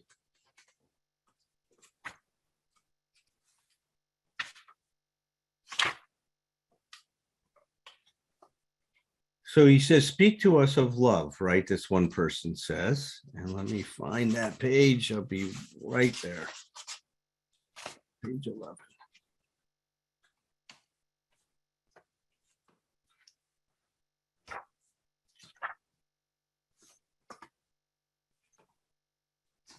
I think it's speak to us of marriage. Here it is. Speak to us of marriage. Is what the woman says. And he answered, saying, you were born together, and together you shall be forevermore. You shall be together when the white wings of death scatter your days. Aye, you shall be together even in the silent memory of God. But let there be spaces in your togetherness, and let the winds of heaven dance between you. Isn't that well said? Let there be spaces in your togetherness, and let the winds of heaven dance between you. Love one another, but make not a bond of love. Let it rather be a moving sea between the shores of your souls. That reminded me of the islands you were talking about, Herb. You know, love one another, but make not a bond of love. Let it rather be a moving sea between the shores of your souls. Fill each other's cup, but drink not from one cup. Give one another your bread, but eat not from the same loaf. Sing and dance together and be joyous, but let each of you be alone, even as the strings of a lute are alone, though they quiver with the same music. Give your hearts, but not into each other's keeping, for only the hand of life can contain your hearts, and stand together yet not too near together. For the pillars of the temple stand apart, and the oak tree and the cypress grow not in each other's shadow. All Isn't that right. beautiful? Well, it totally reinforces the image that I was portraying there. Yes, absolutely. Yeah. No, it's just beautiful. So now we talk about relationship with reality. There's Herb's glasses getting adjusted. See, and that's really what happens as your consciousness raises. Then the things that you look at, then reality changes. You see it in a very different way. Instead of seeing yourself as at the cause of everything, you see yourself as the immediate cause of everything. It's such a big shift in consciousness. And what we know based on the work that we've done and what I see in psychotherapy is that my happiness, my well-being is determined by the kind of relationship I have with what's happening to me, not by what's happening to me. See, that becomes such an important thing, that it's the relationship to what's happening that determines my well-being and my happiness. And so now we get aligned with reality. I'm not demanding that reality. I say that, but sometimes I get there by demanding reality do what I want it to do. We could talk about the process, but when I get there, then I'm aligned with reality. And when I'm aligned with reality, now I cope with reality as it is. Byron Katie talks about reality is only reality 100% of the time. That's what it is. And when we fight reality, guess what? We're never going to win. We are always going to lose. And people say, well, how do I know if I'm in God's will or not? I say, well, how much conflict are you having in your life? Yeah. Are you aligned with reality or not? Because if you're in conflict, then you're imposing your will all over the place. Yeah. Yeah. So I'm going to move through these other things pretty fast because we're getting to the point where we're going to take a break here soon, and then we're going to come back and do part 2 of this. But this is Viktor Frankl's experience. This was when he was in the concentration camp, and he looked at what did the people have to do to survive? What did the men he was with have to do to deal with the horrendous, the cruel, the sadism that was going on around, the cruelty, that was going around that they were witnessing and experiencing all the time. And listen to what he said. He says, we had to learn ourselves, and furthermore, we had to teach the despairing men. Now, to me, it sounds like they had an AA meeting, right?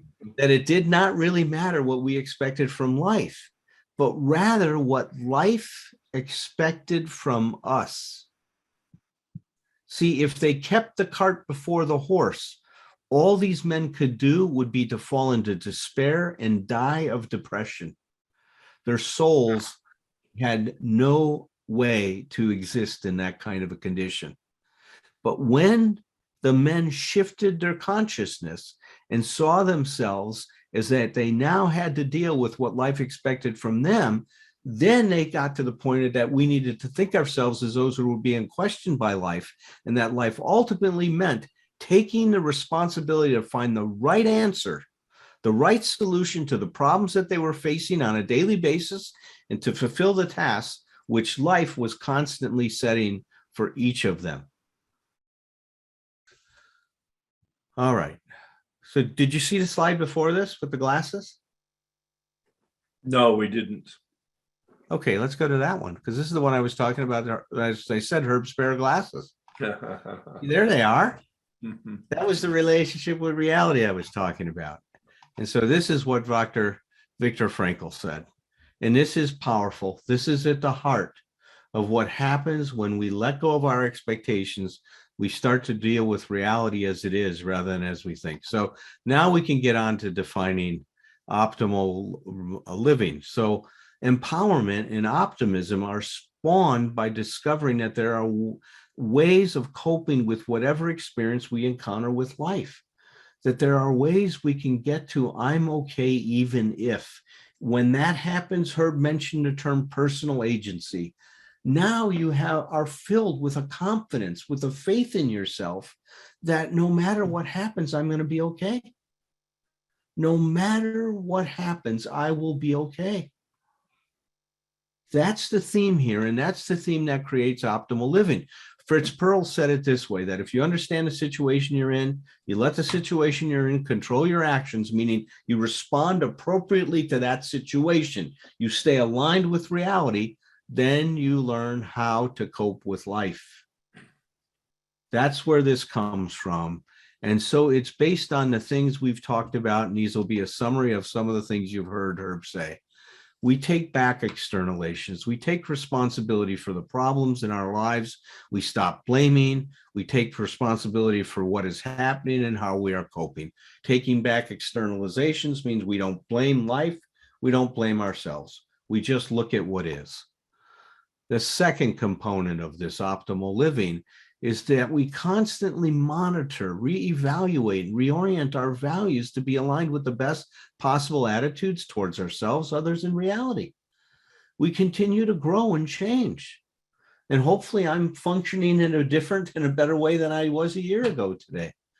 And I want to keep doing that. So we see our unenforceable rules and those expectations we've talked about is dangerous to this process as it interferes with our emotional maturity.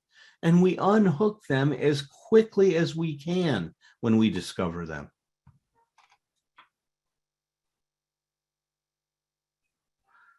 We really work on developing our self-esteem. We see true value in who we are and accept what we are. We identify our self-hatred and develop really a more realistic concept of ourselves. Therefore, we become grounded in what is real, or what we're going to call our real self. And finally, there's an improvement with how we function in relationship. We're less vulnerable to being reactive to others. That's the false pride. There are fewer demands and expectations, and thereby our relationships are better. With giving up our unenforceable rules, there is a realization of what it means to be connected with others and a new way of being with others. We strive for victory for all in our relationships at the expense of no one. So this is what turns out if we're living this life is we function from, we live fully and function from this sense of authenticity and we embrace each and all of our feelings, because we are human and we're going to have a range of feeling. We're able to experience all of our feelings and we're less afraid to experience any one of them. And we are the sifter of our own experience. We don't get defined by what other people are or are not doing. You know, we don't let other people's limited perceptions of us define ourselves, but we're also open to evidence and feedback from all different sources. We don't operate like we're in a vacuum. We also take in feedback. And if we're wrong, we promptly admit it. And we're completely engaged in the process of being and becoming our real self. That's what this looks like. And so Bill sums all of this stuff up in this way, which I think is so wonderful, that sobriety is only the bare beginning. It is only the first awakening of the first, only the first gift of the first awakening. If more gifts are to be received, our awakening has to go on. And if it does go on, that we find by bit, by bit, by bit, we can discard the old life, the one that was based on this emotional dependency, the one that didn't work, for a whole new life that can and does work under any conditions whatsoever. It's that life that's based on the I'm okay, even if consciousness, regardless of worldly success or failure, regardless of pain or joy, regardless of sickness or health, or even of death itself. A new life of endless possibilities can be lived if we are willing to continue our awakening. That's optimal living.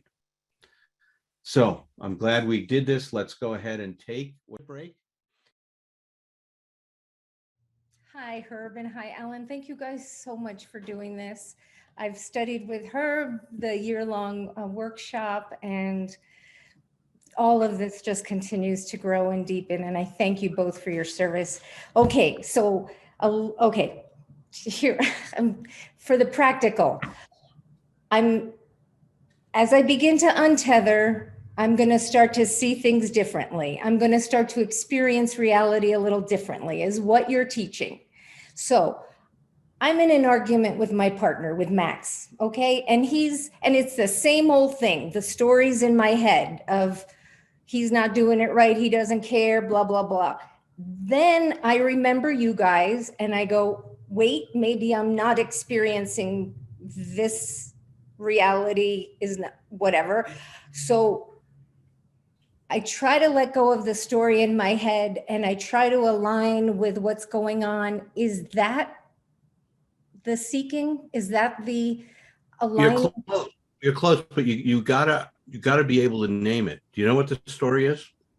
So the story is something about my ego, probably, right? You're warm. Keep going. Is that kind of where you're going? That I'm not being appreciated? Well, That, first of all, I'm trying to see where you're going before Oh. we talk about where I'm going. okay, so then the So- story in my head is he's not appreciating what I've done. He doesn't really care. I'm on my own in this lifetime. Nobody's really, okay, all that whole thing. So first of all, but see, what I'm asking you to do is see if you can capture the essence of that by naming it. What would you name all of that you're doing? What would you call what you're doing? Yeah, what are you doing? What are you doing with him? How would you label that or describe it? I would say that's not my mature adult self. That is. Okay, that's the conclusion. That's not the sorry. labeling. That's a conclusion. Okay. See, this is hard to do for people. See, when we're doing it, we don't see what we're doing. We Right. get bits and pieces of it, but you're not able to get your handle on it. And if you're not able to name it, as we say, you can't tame it. You can't tame it until you name it. So what I hear you doing, and see if this fits. Yeah. You got a lot of expectations about what he's supposed to be doing, and you're taking everything that he does personally because he's not doing it the way you think he should do it. Right. Right. That's it. So Right. that's the issue. So now the issue becomes is how do you let go of that? Exactly. So is it just in the beginning? Is it just, oh, awareness? Here I am in that same thing. Here I am expecting him to be what I think he should be. Let me let go of that and see if I can start to see him as he is, not as through the filter of my expectations. So maybe your that's second enough. step, Yeah, sorry. second step is when you stop making it about you, you can see who he is. Well, the And first thing is wonderful sense of consciousness that you're even pausing to ask the question, and also taking responsibility that there's a possibility that it might be me, not him. I mean, I think that was like, wow, that's like huge. The question I would have is, what do you need? I need to not have the unmanageability that makes me inside so uncomfortable. So I need the serenity and the peace, and I need. Well, no, that's what you want. No, Oh, that's I what need. you want. You need something. I need to let go of the old story. Yeah, that's true as a solution, but the problem's coming from what you need. Fuck. Well, you're in a relationship with this person, and you're not getting something you need, or Well, what she's saying is that you want to be more coordinated with him. You want to be more coordinated with him is what you're talking about. You want to feel like you're in sync with him better. Right. And right. That's what you need. what would be in sync look like? That he does what she wants him to do. Don't you get? I mean, I'm not sure that's true. But I think no, it but has that's to what's do getting with in the way. really seeing. It's the glasses that you're talking about really seeing the person that's in front of me instead of the. That's right. But you being coordinated with him and instead of expecting him to be coordinated with you. And you're right. And see, I think what you're missing is that when he doesn't do what you want to do, he's I'm imagining he's trying to hold on to himself. He doesn't want to get lost in all of your demands. Right. I don't want him to. Right. Right. Okay. So the shift into the reality, like I keep picturing Herb doing this, just the gentle shift into what's really unfolding here.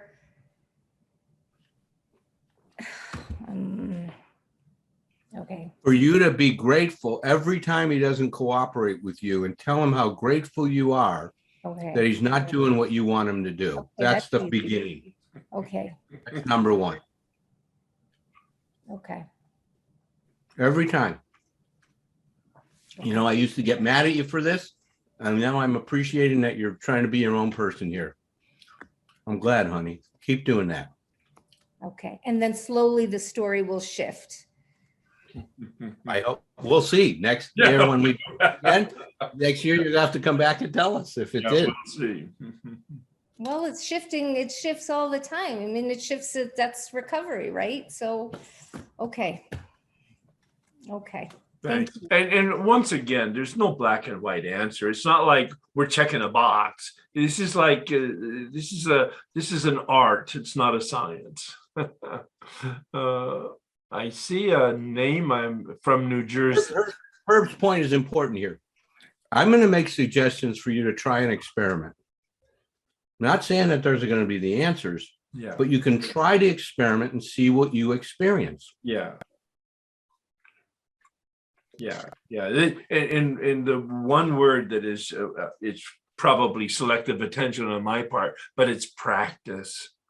We're practicing life. Every day I'm practicing life. I've gotten a pretty good rhythm going, but I'm still like, there's every once in a while you're out of sync. So yeah. I've really struggled with emotional sobriety in the past, and I'm now really taking effort to okay, I gotta grow up. I gotta. Well, no, you don't have to. No, I need God to help me grow up. Change your I want to grow up. I want to grow up. Say I want to grow up. I want to grow up. There you go. That's better. That's better. That's much better.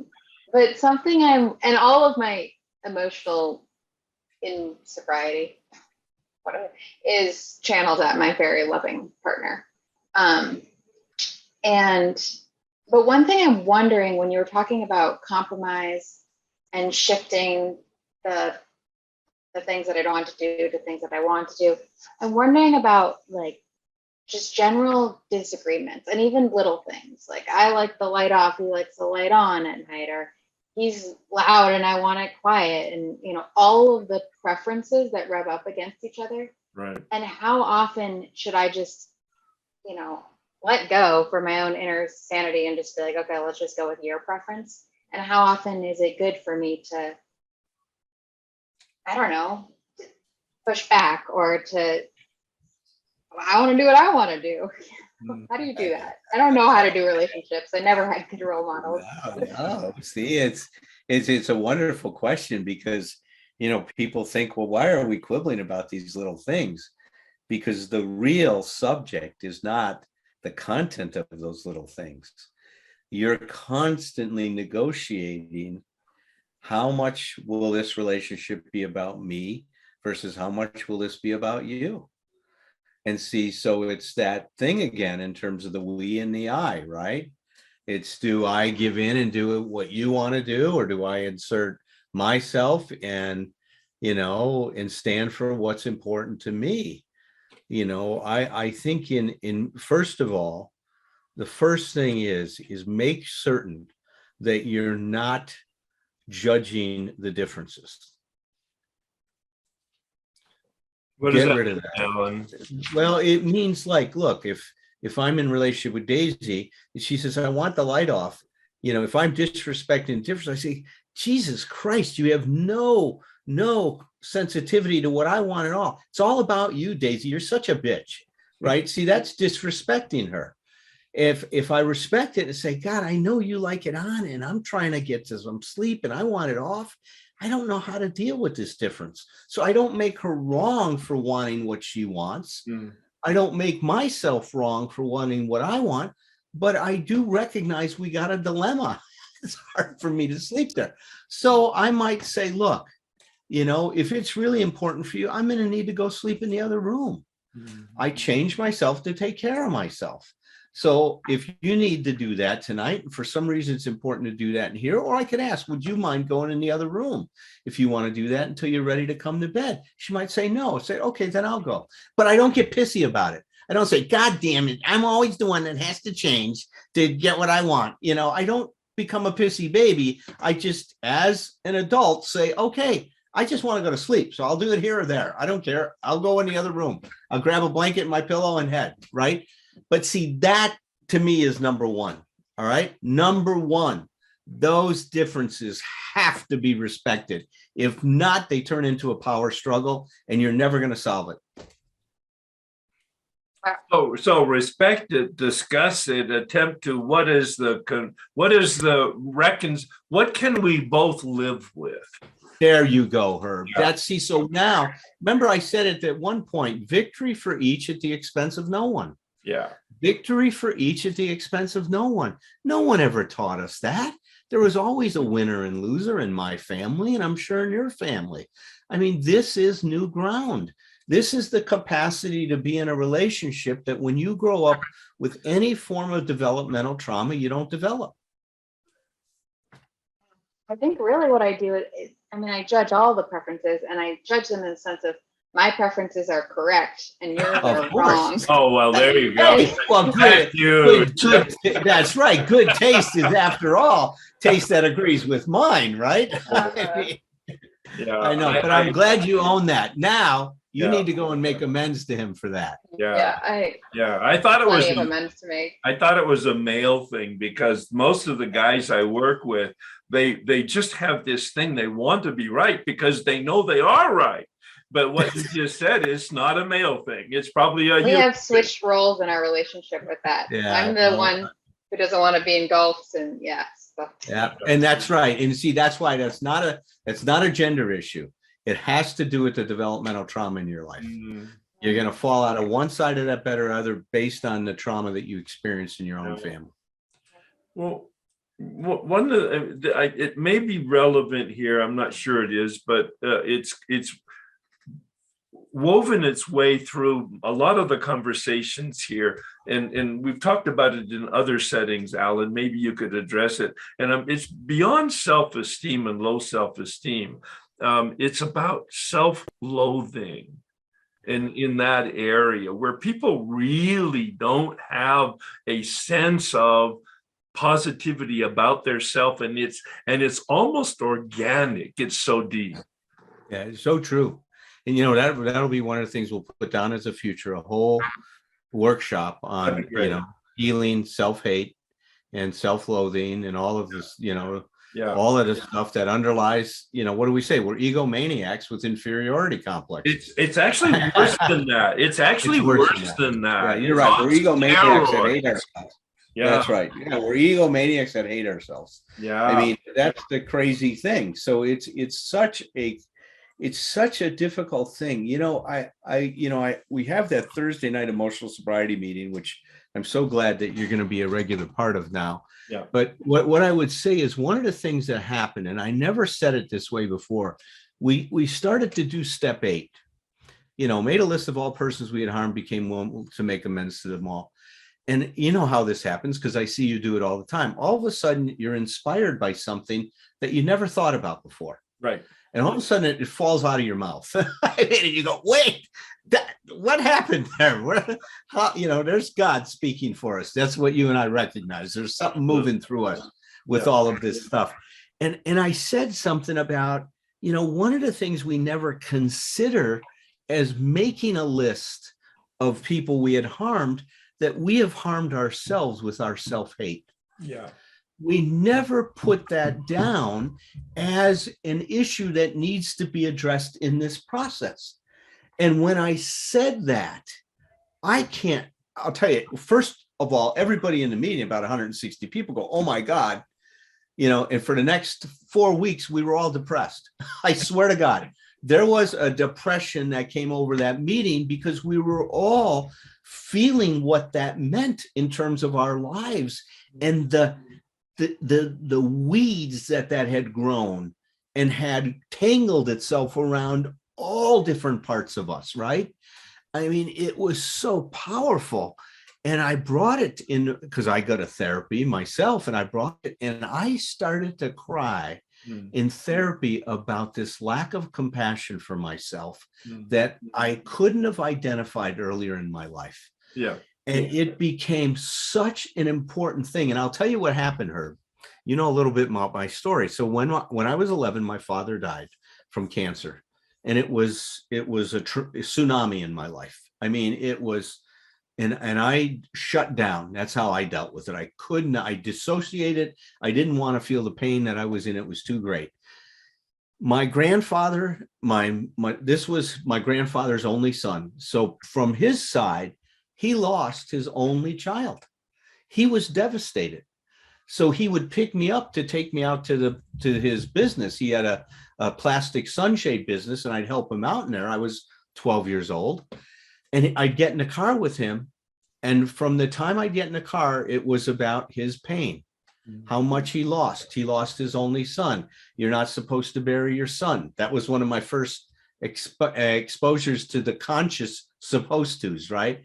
Your son's supposed to bury you. You're not supposed to bury you. And he would cry, and I'd sit there, and he would never ask me, how am I doing about losing your dad? Right. Or he would never say, I'm so glad you're here because at least my son's in you, and I can enjoy my relationship with you. None of that happened. None of it. I hated him for it. It was so, I mean, I felt he was so selfish, so wrapped up in himself, so narcissistic. I couldn't stand him. I mean, I got distance from him and stuff like that. When I went and visited his grave in Forest Lawn, right off of the 405 freeway, first time I had seen him since my dad died almost, I wanted to piss on his grave. That was my first reaction. I was so mad. After I started to cry with my therapist for this, it was the first moment I had compassion for my grandfather and the pain he was in, and realized he was so flooded, he couldn't see anything else in his life. And I didn't take it personally. And I was able to forgive him. What you called release, it happened in a minute. It happened in a hot minute, man. And what you say and I've always want people to understand, when you say it's done to you, not by you. I didn't do that. There was a process going on that did that. I participated in the process.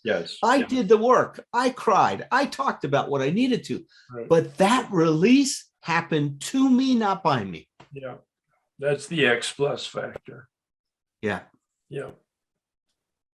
Cool. Well, it's again reinforcing this, and I mean, we can mouth it, but until we begin to connect to it experientially, it doesn't make a lot of, it's not real.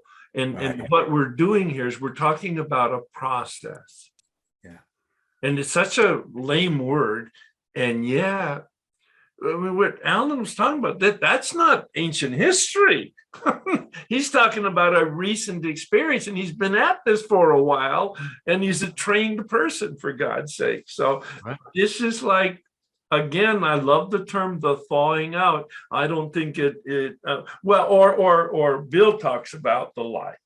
The light and the consciousness, it just continues to improve. With more light, the good news is you see more. With more light, the bad news is you see more. No, and it's so true, though. It's really true, is that we come to a point in our recovery where we endure the pain because we know what's going to happen in that process of enduring it. We can start to see, this is the optimism I was talking about. The optimism is not grounded in thinking everything's going to be fine. It's grounded in, if I cry enough about it, I'll get to fine. See, it's that kind of an optimism. If I struggle with this enough, it will make sense to me, and it will give more meaning to my life. Yeah. See, that's the endurance that we need to develop, a meaningful endurance to our suffering. That's That it. it's not just suffering, it's moving us in a direction, even though we may not know what it is. That's a great word, endurance. Now, it doesn't mean that we're passively putting up with a bad environment, but we are quietly pressed up against our suffering with the hope and expectation that there's relief on the other side. Right. Yeah, nice. Is it okay to make a comment real quick about that? Be wonderful. When you were talking to Alan, my thought was that your grandfather didn't know how to talk to you about it, and he was actually asking how you felt in his own way. Might have been. I couldn't see that. But you're Yeah. right. That might have been the case, Kathy. It could have been. Because back then they didn't know how to talk about feelings. Yeah. That's it. Thank you so much. One of the things I wrote down really was we need to adjust to reality, not the other way around. And I think that's going to be that constant reminder to myself. I do think that what I experience is I've been in 12-step recovery for just over 8 years. I do a lot of service work, and I surround myself with positive people. I surround myself with that self-love, that self-worth, people who are working on themselves. I'm here at your event on a Saturday afternoon here in New Jersey, and I'm always looking for that, just because it feels good. And I love that I've helped define my self-worth by doing service. That has helped me tremendously. I've been in this finally committed monogamous relationship with someone who's extremely supportive and knows my past and knows, the relationship that we've created together. The only reason we've had this healthy relationship together is because I've worked on myself, and I've put myself first, not the relationship first. But I still struggle when there's negative energy. I struggle a lot when he calls me and he's bitching about work. He owns his own business, and or about people on the road, or about the cashier taking too long. That these things shouldn't take this long to happen, or customer service is important, and yada yada yada. And those things boil my blood. Any suggestions? Well, it's not those things, it's his reaction to those things. You have a sense of what it means for you, Ari, when he does that? What's the meaning you're given to that? It's like when someone isn't taking the time to just accept people for who they are and the situations for what they are. And I think that I just like the life of positivity. I like the sugar-coated life, which I grew up in. I couldn't have a bad feeling. That's part of it, but there's a little more to it. So you when you say you like, see, can you relate to that at any point in your life when you were like him?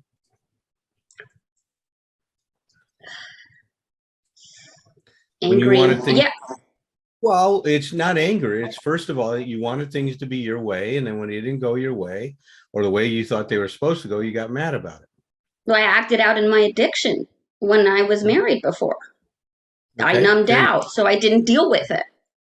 That's right. And how do you feel about that part of you? Well, I didn't like that I didn't deal with those emotions, but I didn't know how. And now I have to deal with them. Right. No, but that's not what I'm asking you. How do you feel about the part of you that did that? If she was sitting over there and you were talking to her, what would you tell her about how you feel about her? You like her or you don't like her? Are we talking about, ex-husband or current relationship? No, we're not talking about it. Or them. me. Oh my God, you got a blind spot here, girl. God, it's the size of an oak tree. Ugh. We're What- talking about your relationship with this part of you that behaved in the same way the guy behaves that you're in a relationship with today. How do you feel about her? You like that part of you or not? I'll make it simple for you. Okay. No. No, of course you don't. Of course you don't. Every one of us knew that before you did. Isn't it interesting? You don't like her. And what you're doing is you're projecting her on him, and that's why you can't have any compassion for him, because you haven't found compassion for yourself yet, the part of you that's like that. You know, whatever we don't like, whatever somebody else is doing, it's because they are triggering some part of us that we haven't come into acceptance with, that we haven't had that we don't have a better relationship with. Thank you. So you need to apologize for him for dumping your shit on him and clean it up and get to work. That's step 10. Seriously, that's step 10 is your intolerance with him. That's what we're doing when we continue to take personal inventory, is to realize that, my God, I'm projecting my stuff onto someone else. And then I'm mad at them for being who I am that I haven't dealt with yet. You know, that's convoluted, man. It's time to clean that up.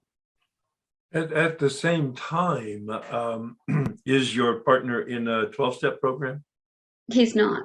Does he have any level of personal development, self-development, spiritual life? I want to answer with not the way I would like. Well, whatever the answer is, okay. Why do you put up with you being his dumping ground for negativity? Yeah, but I don't think, see, Herb, I think you're taking it in the wrong direction. You think so? Okay. Oh, yeah. No. She needs to stay with what I just said to her. She doesn't need to look at what he's doing and that what he's doing is wrong. He's not doing anything. He's trying to share his frustration with her partner.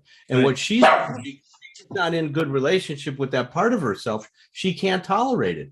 If she was okay with that part of herself, she would just look at it and say, God, I know what that's like, honey. God, I did that too, man. I expect people to do things my way, and then I get frustrated. That's all. She would just have empathy. It wouldn't be disruptive. It's disruptive because she hasn't come into that relationship. So nothing about him is relevant. It's about what she's doing. I do. I do. It's finding an acceptance, and yeah, I'm gonna process. At the same time, though, then at what point does she? How does she?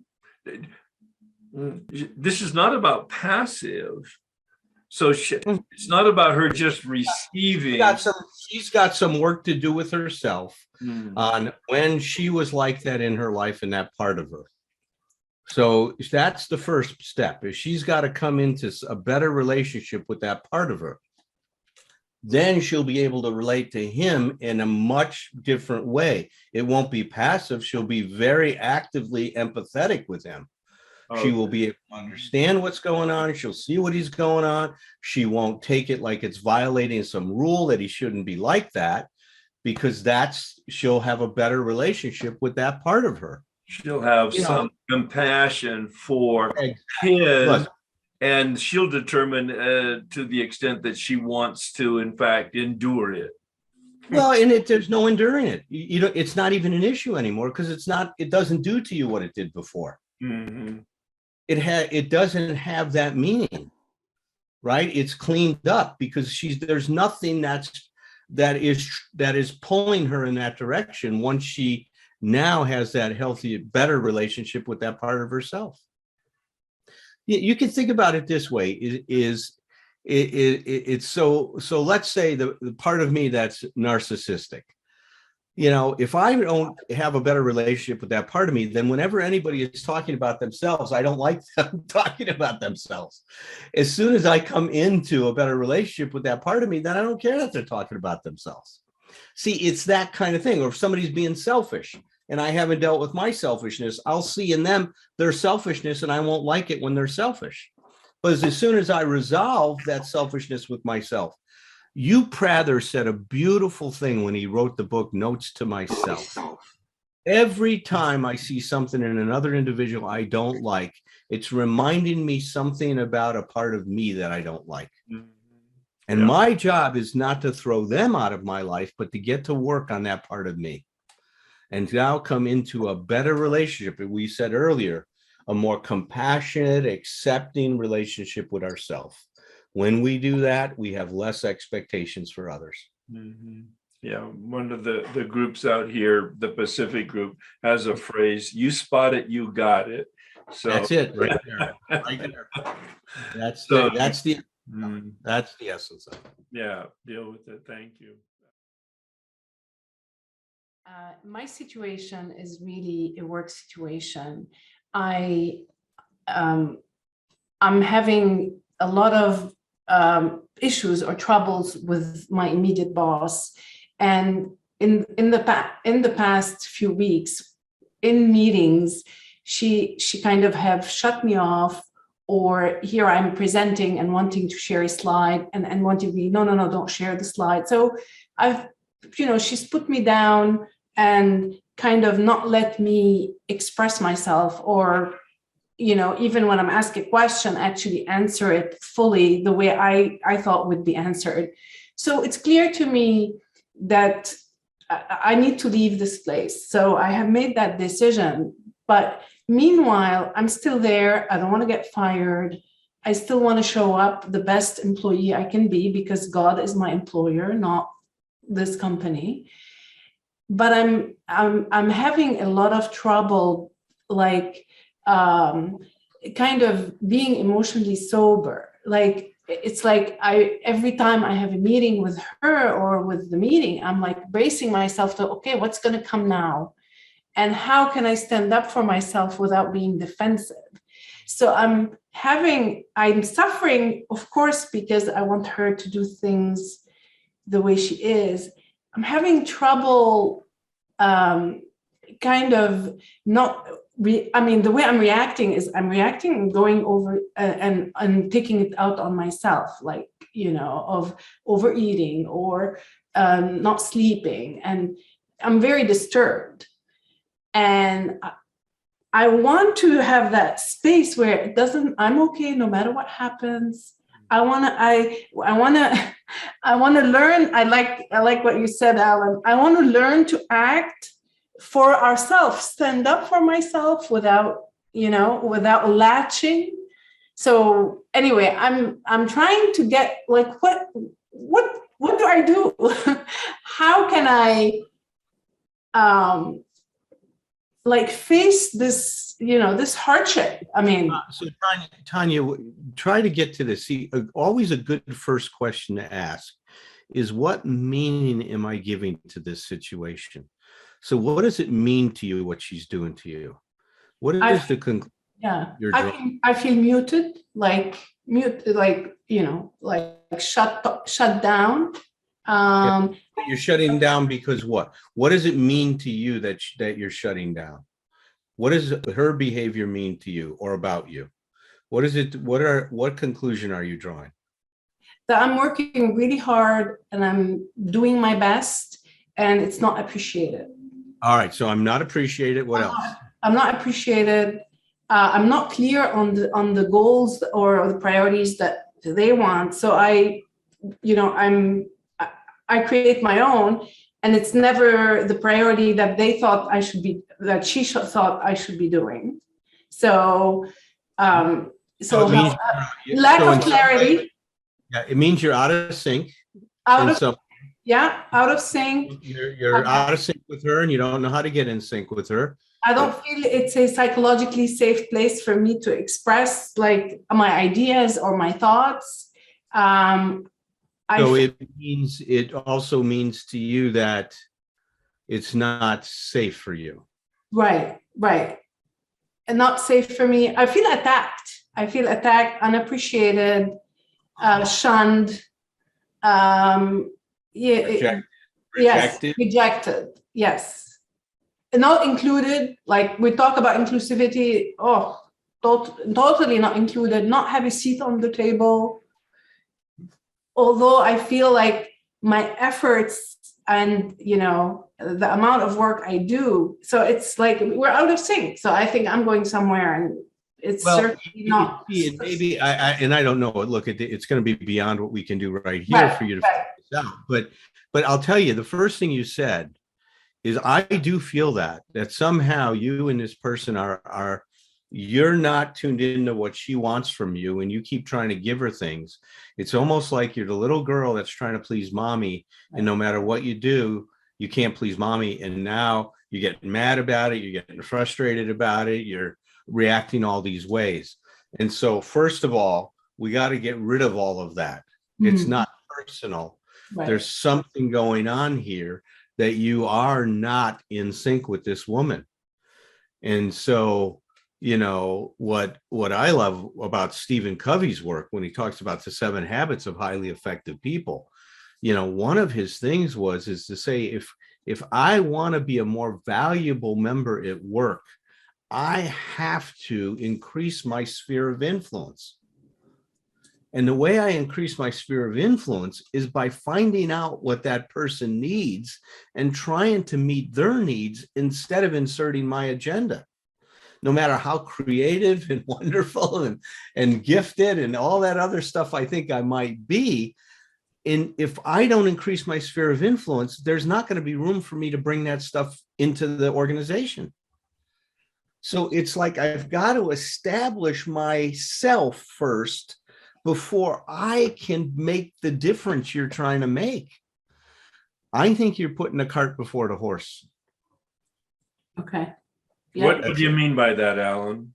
Well, I think that she wants them to appreciate her without her figuring out what they need and to meet their needs for a while first. Right. But there's not a space for it yet. And she's trying to get them to give her a space for it instead of creating the space. Yeah. Yeah. She's trying to be appreciated for what her contribution is without getting into the other person's head and looking through their glasses as what is it they're seeing, what is it they need. Right. Yes, right on. Mm-hmm. Okay, this is very helpful. Thank you. Yeah, see, but it's a great point, and I hope everybody's listening to it. See, I always have to look at what am I doing in that situation that is creating this problem instead of looking at who they are. See, it's always our tendency to want to blame that other person because after all, aren't they knuckleheads? Aren't they difficult? Aren't they ridiculous? They don't appreciate me? And there may even be truth in that, but it's irrelevant in terms of what you do with it. See, it's such a hard thing to understand that is when we focus on this, what we're focusing on, it's like what Walt Kempler said to me, and Herb met Walt, was a brilliant therapist. He said to me, Alan, you got to remember there's 2 ways to approach any situation. He says, and this has to do with your mother. He says, always has to do with your mother. Did your mother come in the kitchen when somebody spilled milk and say, who the hell spilled that milk?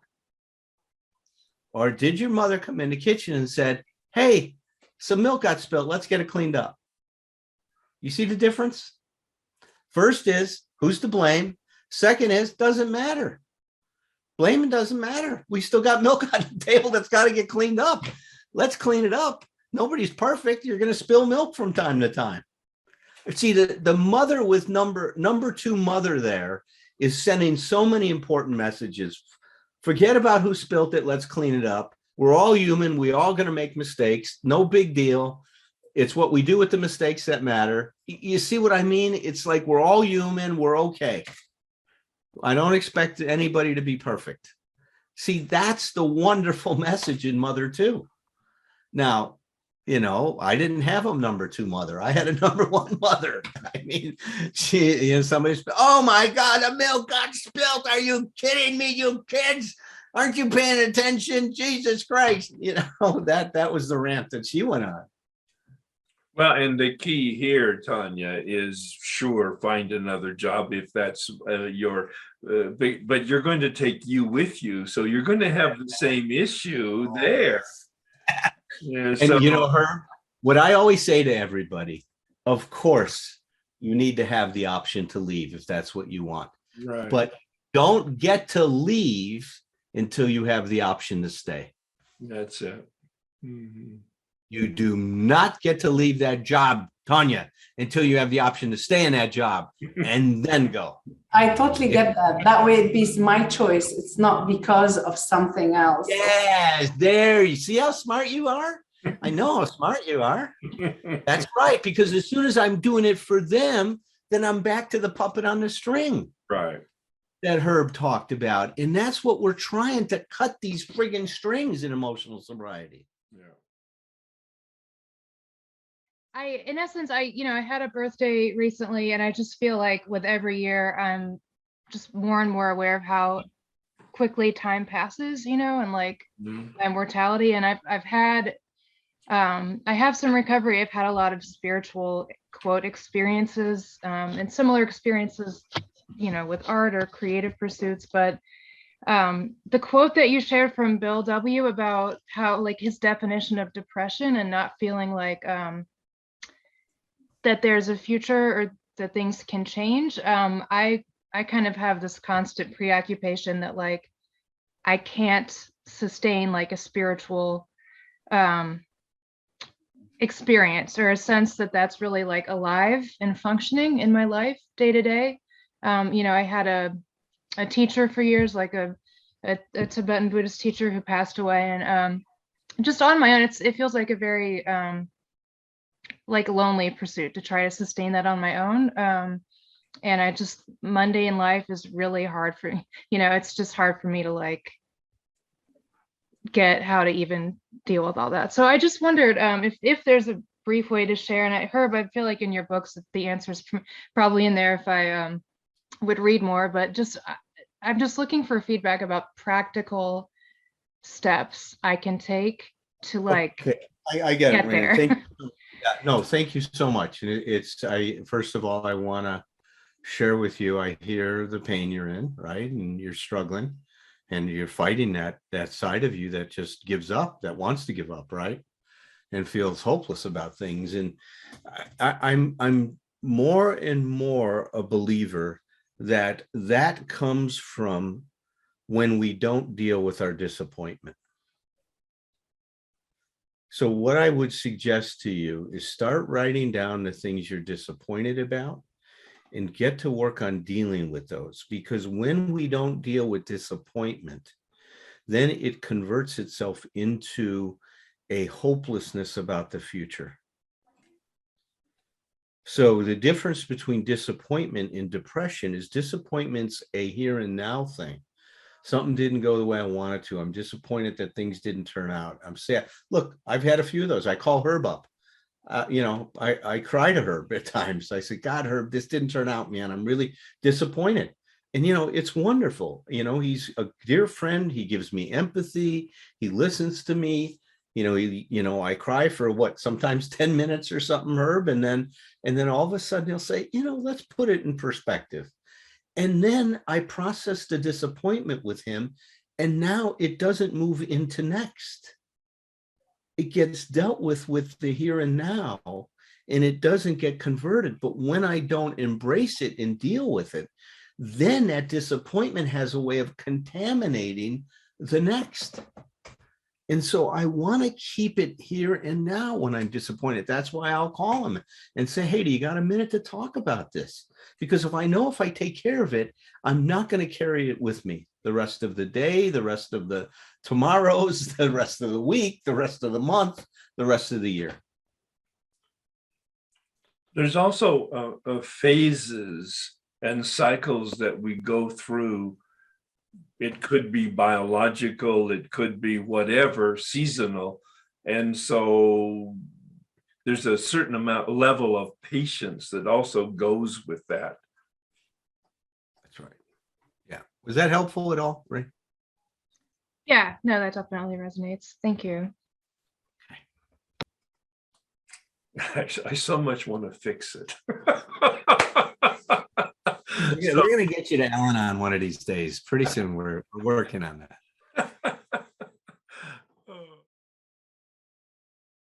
I was very touched at how much I love this stuff, or I wouldn't even be here. I'm already too old to be changing my children and doing whatever. I already did the damage. But I could sit here all day. If you said you were doing this till 8 o'clock tonight, I would still be sitting here. And I love, hearing you quote other people, which we don't do at meetings. I never knew about these programs until maybe 6 years ago. And so I find it very painful when I start, I don't know how to deal with pain. So my entire life I've stuffed it under the carpet. And so I was living in denial. If I didn't want to deal with it, I have the ability, I don't even know how I developed it, to just not deal with it. It doesn't exist. That's not reality, because everything did exist until I couldn't do it anymore. So anyway, my problem is I want to come to these meetings and I can't get enough of them. And I feel so sad because I don't know. Yeah, I'll die having lived, because I'll have seen that there's another way that I could have lived and seen life. I don't know if it's worth the pain of the work. There's a lot of work here, and I don't really mind doing the work. I'm just feeling pained over it all, what I could have done. Listen, I appreciate so much how you're talking about this. And look, you're up against that part of you that could move on what seemed to be so seamlessly from a painful experience to nothing, right? Whatever you did, it's like, I think of you as a magician, right? It's like you created this illusion that things weren't what they were. Right. And you got really good at it, from what you're saying. And now you're realizing that something was missing in it. And you see, I think you're starting to do the thawing up that Herb talked about. Well, I started to see it when I saw my kids were off track, when I thought I was doing everything, I was cool. I was doing everything right, and they were going to do it my way. Right. But that's good. See, being disillusioned with what we've been doing is such an important step in this process. It's a gift. It is. And you're in that disillusionment. And I just think, as uncomfortable it is, stay there. Don't run away from that right now. Just let yourself sit in there, marinate in it, percolate with it. Just process the regret as part of, and the grief that goes with that. And it's a process very much like any other process.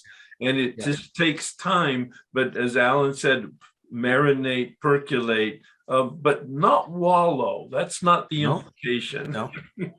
No, let it have a life. Let it move with it. Let it move. I don't know really who I am. When my kids come here, you they don't. sound smarter than me. I want to say, get out of here. Listen, I've known you for a while now, and this is a shift in a good way, even though it's painful.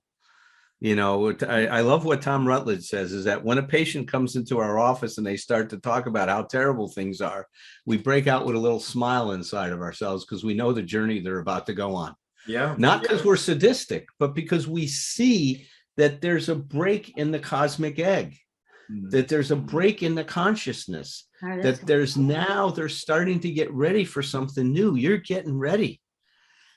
I'll just say this real quick. I shared my new book, 12 Emotional Sobriety, or 12 Essential Insights for Emotional Sobriety, this Rumi poem about the chickpea and the cook. I'll just say it real quick. So it's about, there's this chickpea. Well, this cook is boiling up a bunch of chickpeas, right? He's going to make some delightful dish. And this one chickpea tries to keep hopping out of the pot. And the cook is there with a ladle, knocking the chickpea back in, and get back in there. I don't want to be in there. I don't want to be in there. The water's boiling. Get back in there. Get back in there. He says, you are being prepared for something very important in your life, but you have to be there before you can get to what's next. I'm preparing you for the spices of life. so that you're going to be some part of some delightful nourishment for someone else down the road. But you've got to go through this now. And then Rumi says, the cook reminds the chickpea, do you remember when you were in the garden and you drank the water? He goes, that was for this. That was for this. That's what you're going through. I had such a resentment and dislike for my son-in-law that was just eating me up. It was terrible, and I had done an amends, but it really wasn't from my heart. And Alan pointed out to me the fact that it was projection. I saw the things I didn't like about myself in him. And when I realized that, and that really sunk in, I went to him with a true amends from my heart. And I can't tell you, of my entire sobriety, that was the most impactful release that I've had in my life. And the relationship I have with him and my daughter has blossomed into such a beautiful thing. And it was just in that, recognizing and understanding that it was my projection. I saw in him the things I didn't like about myself, and being able to accept those things about myself, and to allowed me to I can't tell you the freedom I experienced from that. So I just wanted to share that to let others know it was amazing for me. It really was. I remember that. It was a powerful thing. Very powerful. Thank you for sharing. And That's I'd helpful. like to highlight and underscore the word that you used, and that was freedom. Yes. I found freedom. Yeah. Yes, it was amazing. I'm so appreciative of it, and I love the workshop. I'm enjoying it very much. Thank you both. I just wanted to share that, or my question, I suppose. I'm full of reaction and apologies. I feel like I've spent a lot of my life, and I guess what I'm hearing, I guess, is I'm imposing my idea of life and what I feel fit into the world. And when people impose their reality on me, I have reaction. And I'm also like an extremely emotional person. I cry. I cry about everything, and I cry like sometimes I cry multiple times a day. And I also am a fixer. When there's a problem, when someone has a problem with me, like I can't handle it and I need to fix it and I need to do it right now. And then, so like, again, maybe that's imposing my reality, and that's a part of like my emotional body. But I'm tired of being apologetic, because I'm aware that apologies don't mean anything if you're always saying sorry. Words are empty without action. And a lot of those places I have conflict are, I'm actually out of a relationship that I think was pretty toxic. And as well in work, I have problems at work as well, with my boss and with people around me, where I get shut down, and I as well feel like I'm not being heard. I'm not appreciated. I feel unimportant, and I feel unintelligent, and I feel incapable. And I don't know. So I guess my question is, what is all that? Like, what can I do better to stop? I don't know. To stop always having reaction. And I understand, I like think about the things that I need to change is like talk less, listen more, react less, pause, reflect, respond. And then, and yeah, because I always. There's an important part there, though, that I would add to what you're saying. See, I think it would be very beneficial to start understanding, like Bill said, remember when he talked about that how did he say it? He says, every time we're disturbed, whether it's a big deal or not, he said there's some underlying emotional dependence and its consequent demand. See, if I were you, I would start to unpack those. So on my website, there's an emotional sobriety inventory form that takes you through 5 steps The first 4 are about identifying what that emotional dependence is and what the demand or expectation is. That's where I would go for a while, because you can't, if you jump over that, then trying to get to the pause won't be as effective, because it's in the pause that we unhook the expectation. See, we use that pause to unhook the expectation we're identifying. So you need to get clear on what those things are. So start making that a conscious effort. You know, we call it the spot check inventory for emotional sobriety. Start learning how to do that, right? You can get the form off my website. You can go listen to the videos we did on doing that inventory. I think they're under the Institute for Emotional Sobriety and Optimal Recovery. There's a bunch of videos on YouTube. Maybe Rainey can put the link to those. But there's a lot of information. In my book, I talk about how to do that inventory. In my new book, especially, I think I do a better job of it. So get to work on that. That's going to help you get to where you want to go.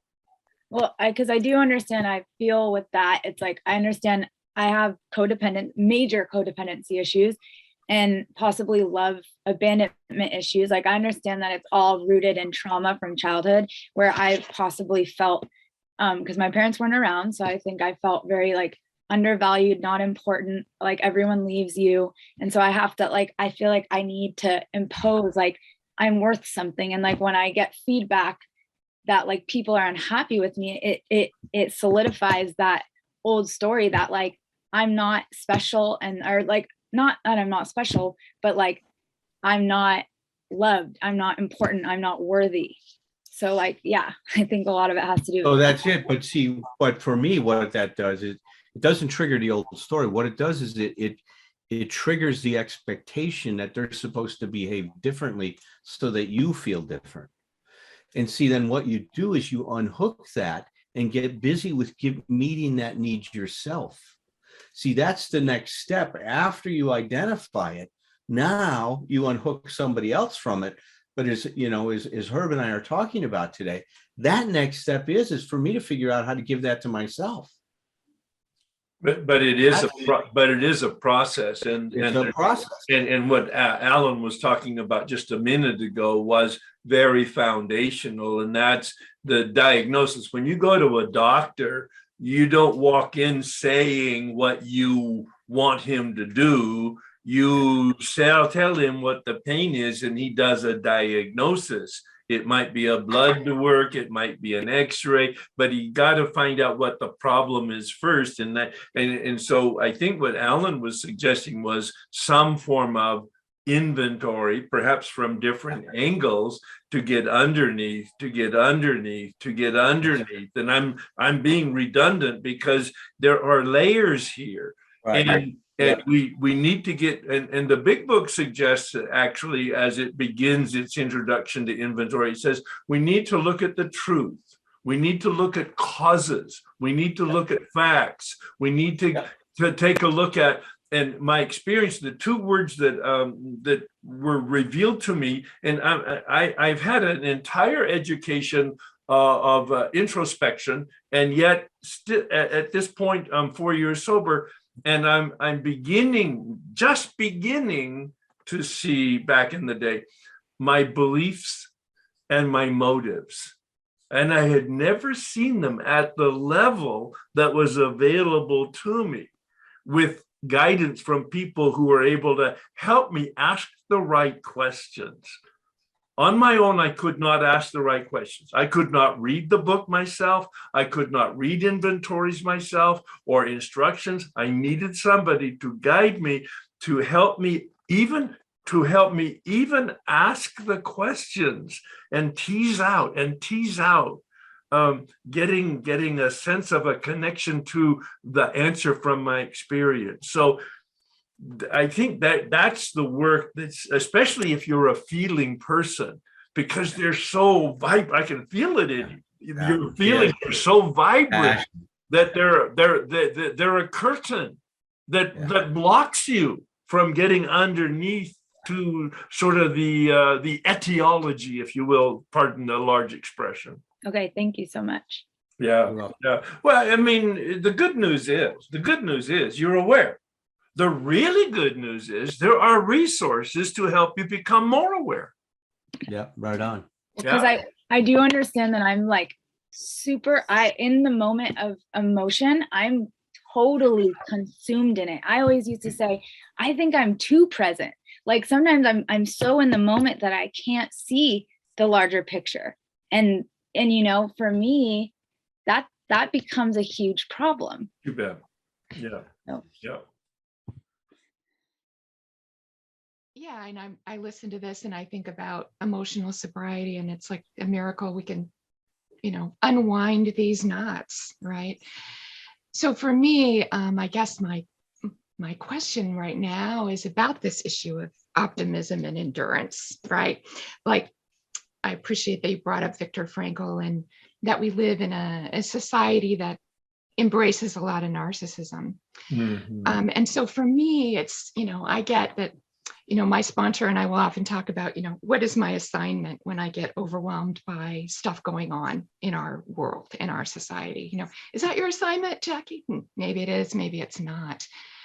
But how we bring this emotional sobriety and keep this. When she says your assignment, Jackie, she means your job to take care of it. That's right. Yeah. Oh, And that's I it. I've never heard it phrased that way. That's interesting. Yeah, it's really helpful. I mean, she's been my sponsor for 27 and a half years, right? So we Oh, know each other wow. really well. Yeah. And, so for me, like, there are things that are systemic that we deal with, right? There is misogyny that is systemic. There is racism that is systemic. My ex-husband is not a white person. My children do not walk through the world in the way that I walk. Right. I've got daughters who are identify and are seen as young Black women. And I've got a daughter who says, they've been profiled, they've been stopped, they've been surrounded, right? People that die like George Floyd, like Breonna Taylor, right? Like, how do we bring there's a very granular, how do I do my day? And when I'm irritated by whatever's going on, or I'm feel threatened by my job security, or those third column things, right? And then what do I do? And then there's that bigger sustaining my optimism in the face of things that are very challenging, right? I can find my place, be a worker among workers, try to do my day in the most compassionate way all around. And yet I know that there's no wage equity for me, and it's unlikely for my daughters, right? So those things can be overwhelming. And so often my sponsor will be, so what's your assignment? And that's helpful. Do I think that spiritually nobody's working on that? Like, what am I taking on that doesn't belong to me? And am I missing what does?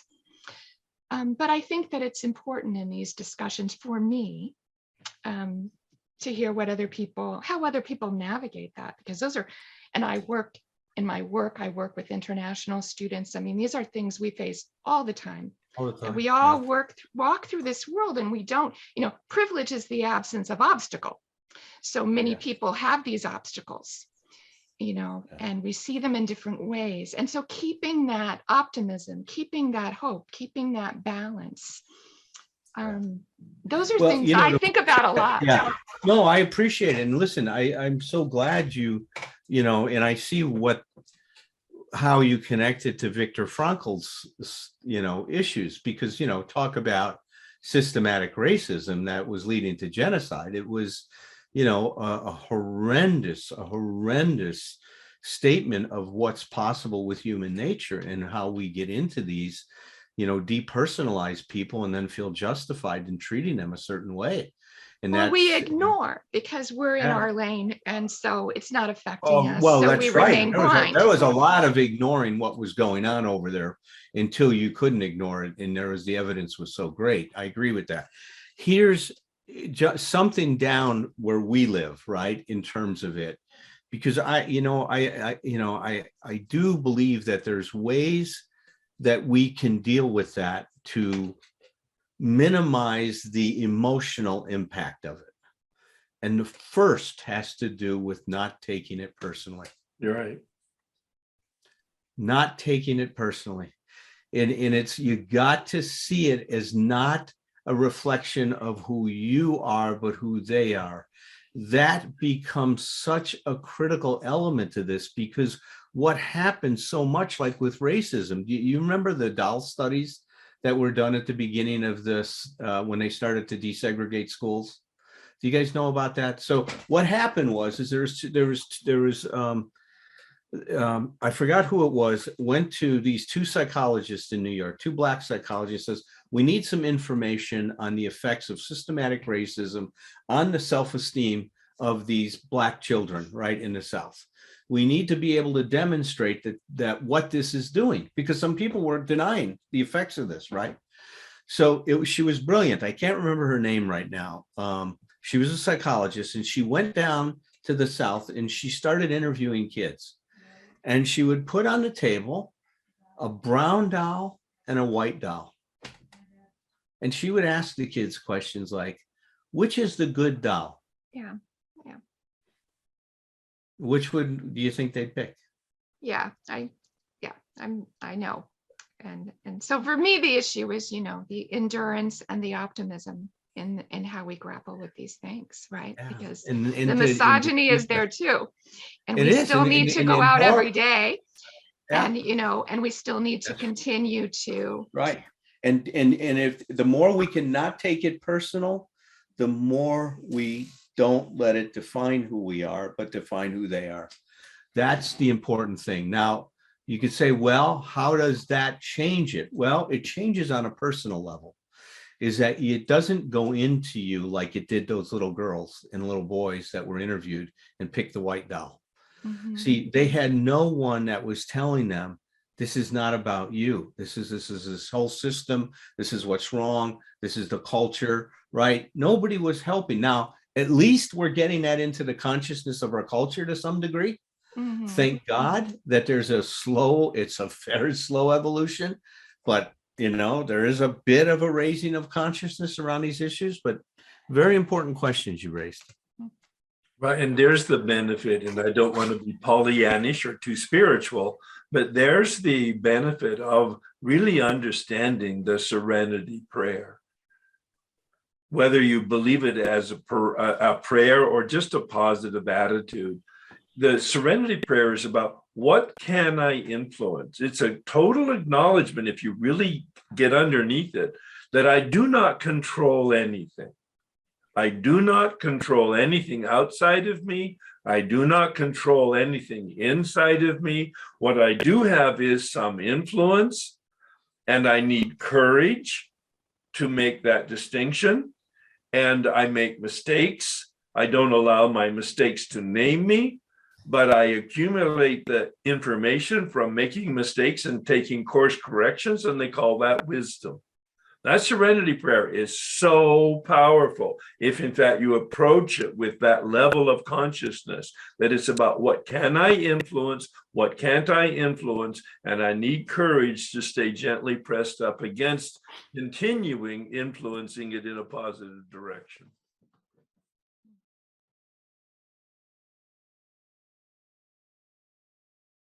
How does a person deal, like you talked about, like a lot of people have this self-loathing or this propensity to hurt themselves, and or self-hate. I'm thinking it's in developing. I'm going to just say it and then ask if you agree. I come to the conclusion it is in developing a spiritual connection with a loving creator, so that then that trickles down.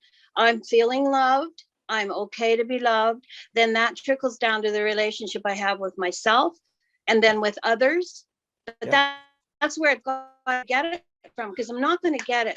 Yeah, no, listen, Herb calls that, Herb interprets that very thing you said as the healing circuit that Bill talks about. Right. That's the healing circuit that Bill talks about. Yeah. Oh, it's definitely. Okay. And that works. Okay. That works.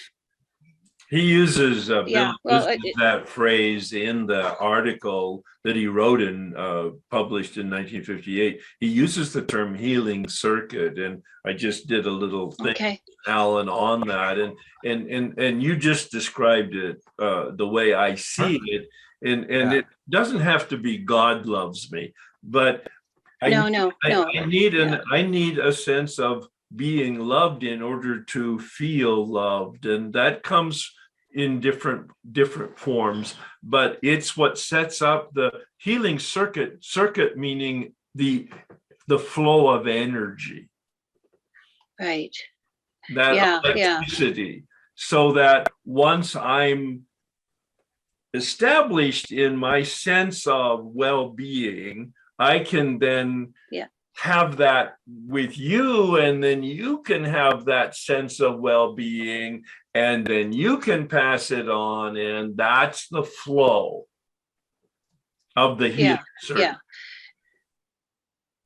And also too, like I agree too that I have to deal with reality and accept it, but I'm almost powerless to do that on my own because it's overwhelming, and I want to the self-centeredness of myself wants to not go there. I don't know. So I need that somehow other power. I don't know where I'm going. One of my thanks. One of my teachers was a Trappist monk. He died, but he used to talk about the core of goodness. The core of goodness, and of course it's something that we take on as a almost philosophical and or a decision. And in a recent conversation in one of the emotional sobriety workshops that Alan was talking about, the weekly meeting, they talked about original sin. and there's a book out by a guy who completely turned it inside out and calls it the original blessing. All right. So, yeah, I know. It's so like, okay, it's a perspective. I mean, unfortunately, we won't have time today to talk about the happiness, but we will incorporate that in next quarter's conversation. But it's really a perspective.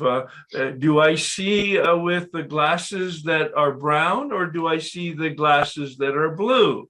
Because whatever color my glasses are is what I'm going to see. I can choose to be negative, glass half empty. I can choose to be positive, glass half full. The glass didn't change, but my perspective did. And it's very clear.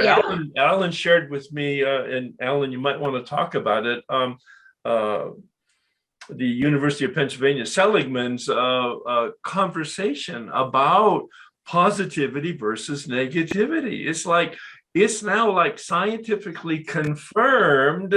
It makes such a huge difference. Alan, you want to expand on that just a little bit? Well, no, I mean, look at since Dr. Martin Seligman, who's been now starting with depression and learned helplessness to optimism to now what he's calling personal agency and positive psychology, is just seeing this as, changing how people are looking at psychotherapy, how people are looking at education, and what he is saying is that there's a certain component, to this positive psychology, and that is helping people increase their sense of personal agency.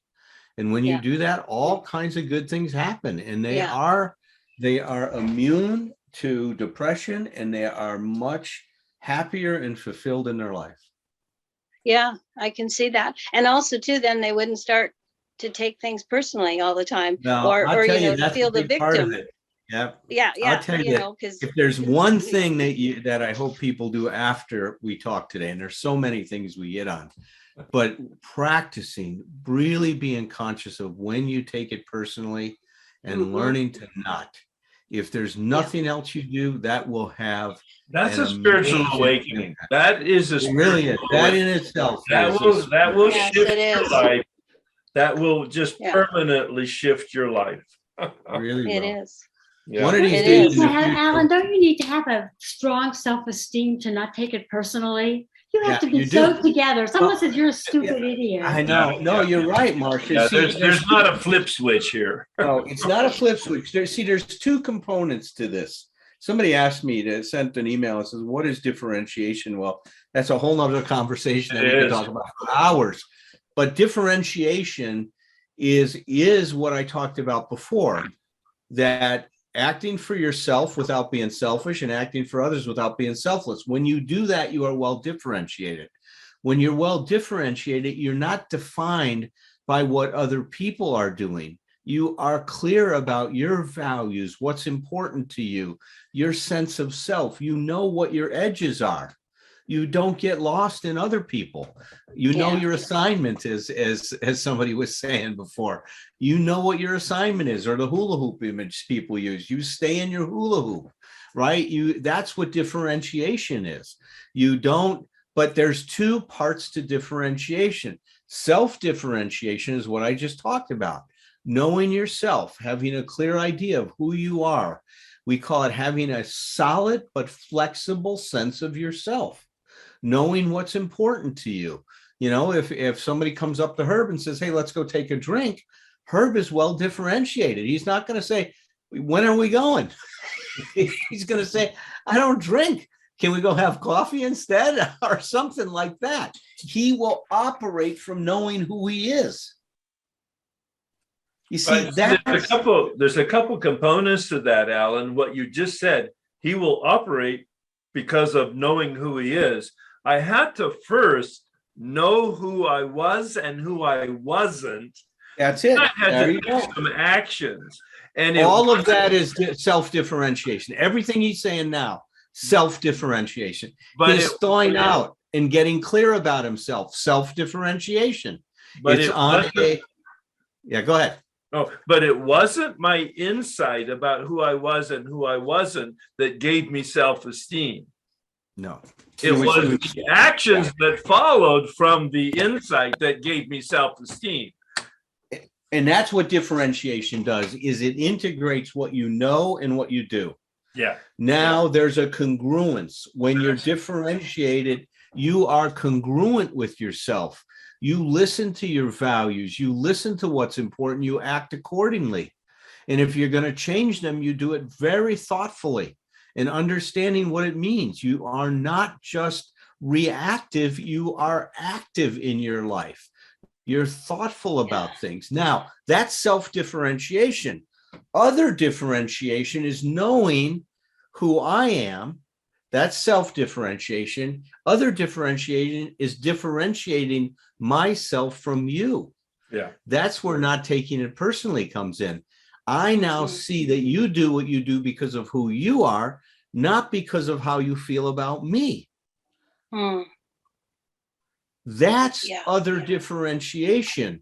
I see what you're doing as what you're doing, not a reflection about your feelings about me. That is such a critical insight. I hope people, again, it's going back to don't take it personally, but whatever they're doing says a lot about them. It says nothing about me. It's not about me. Right. Yeah, I am the center of my life. I am just not the center of life. That's a major awakening. That was so freeing and disappointing at the same time. Well, exactly. Yeah. Welcome to humility, though. You see, because that's the perspective. Humility is not, as we've talked about earlier, negative. It's about having perspective. And one of the mystics said, humility is truth. I mean, think about it. Humility is just seeing reality as it actually is. Yeah. That's what I was thinking, that it's actually a way to accept reality too. It's way easier than by that second part. Yeah. Well, right. It's easier because we know it's the only acceptable, healthy alternative. Yeah. It's the only acceptable, healthy alternative. I mean, you can fight what is, and you will lose.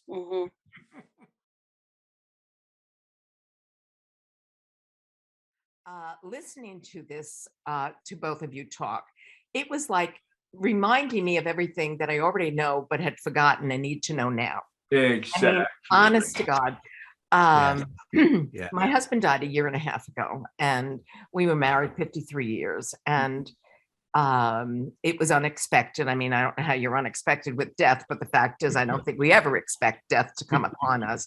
Right. And we didn't, and we were totally unprepared financially. I mean, if anything could go wrong, it did go wrong, is all I can say. And what I'm finding today is I'm having to find a new way of living. Like when I first came into AA and with my addictions, I had to throw everything out and learn how to do everything different and more. And I'm finding myself in that position today with everything. And trying to stay out of tomorrow, trying to stay out of yesterday and those damn could have, would haves, and should haves. I know, and they're killers. And I'm having a rough time, to be honest with you, in putting all this together, even though I have all the answers. I don't have the answers for me. I may have the answers for you, but I'm really stuck right now in me, and making different and more changes in my life. Involved in a grief process? I happen to be a grief recovery specialist, but again, that's that that's probably you, gets in not your for way. me. That Yeah. gets in your way. Yeah. Probably. And to be honest with you, no, I haven't joined one. Shame on me. I know better. And or at least be conscious of the process. My wife died after 52 years, 4 years ago. I thought because of my excellent spiritual condition, I will have it done in 6 months. Yeah, I was wrong. Right. It took 2 years for it to just take its course. Recreating this new life, and then financially, a couple of little boxes weren't X'd in my husband's pension, and I'm not getting it. Real surprise. I'm living check to check now. And not only am I recreating a life without my husband of 53 years, but I'm recreating a life where I have to do something different. I have to find, it's not even about employment. I have to take some. Well, there's lots of adjustments. You're adjusting to a new reality. Right. Yeah. I've been telling Herb, in fact, we watched a video with Dr. Seligman together recently. Is I every 2 years I have to renew my psych license. So I'm doing 36 continuing education hours. And I like to go to this Evolution of Psychotherapy conference that Dr. Jeffrey Zeig is the architect of, and through the Milton Erickson Foundation. And it's really top drawer. It's very well done. And this year, he interviews Dr. Irv Yalom, who a lot of people know is, one of the biggest names in the field of psychotherapy. And Irv just lost his wife, and he's 90 years old. Oh, God bless him. And he was with her from the age of 13 on. They were together for 77 years. Wow. And what he talked about, and there was many workshops on grief at this one, is that when you invest so much in a person and you lose them, you lose that part of yourself for a while. For sure. And, Herb can testify to this, is that, the investment he had in his marriage with Mary and the family. Right. And I just love the way he talked about it. He was so compassionate and gentle with himself over it. He says, she's buried 2 blocks from my house. I still haven't been able to go there. It's too painful for me. I just can't. I've had to turn some of her pictures around because I just can't look at her right now. Right. I didn't take them off the mantle, but he just said I had to turn them around for a while. I just can't. I walk around the house. I don't know what to do. Yeah. I'm lost. Sure. And he just lets that happen, right? And he'll go ahead, he'll reach out, and people will come and be consoling and stuff. But you can just hear that he's fallen into this limbo that he doesn't know, and he's not even pressuring himself to get out of. He's just accepting. And this is the way that the formulation I had from all of this. He is accepting that this is a part of what being in love means. Is in every time he feels the pain, he's reminded of his love for her. Mhm. Every time he feels the loss, he's reminded of his love for her. And so for him, the whole experience of it is the experience with her. Mhm. Wow. And that's it was brilliant. I'll tell you, it was so moving. I cried. You know, I cry now talking about it. Mhm. It was just such a moving thing to see how this man, who I think is an incredible man, and it was funny. I just say one other thing. He's 90 now, so he has no long-term memory. It's, you know, I mean, he has no short-term memory. So things that happen today, he can't remember. He has long-term memory, but he doesn't have short-term memory. So he's not putting things in. They call it anterograde amnesia. So he's still seeing patients, right? But what he says is, I can only have one session with you.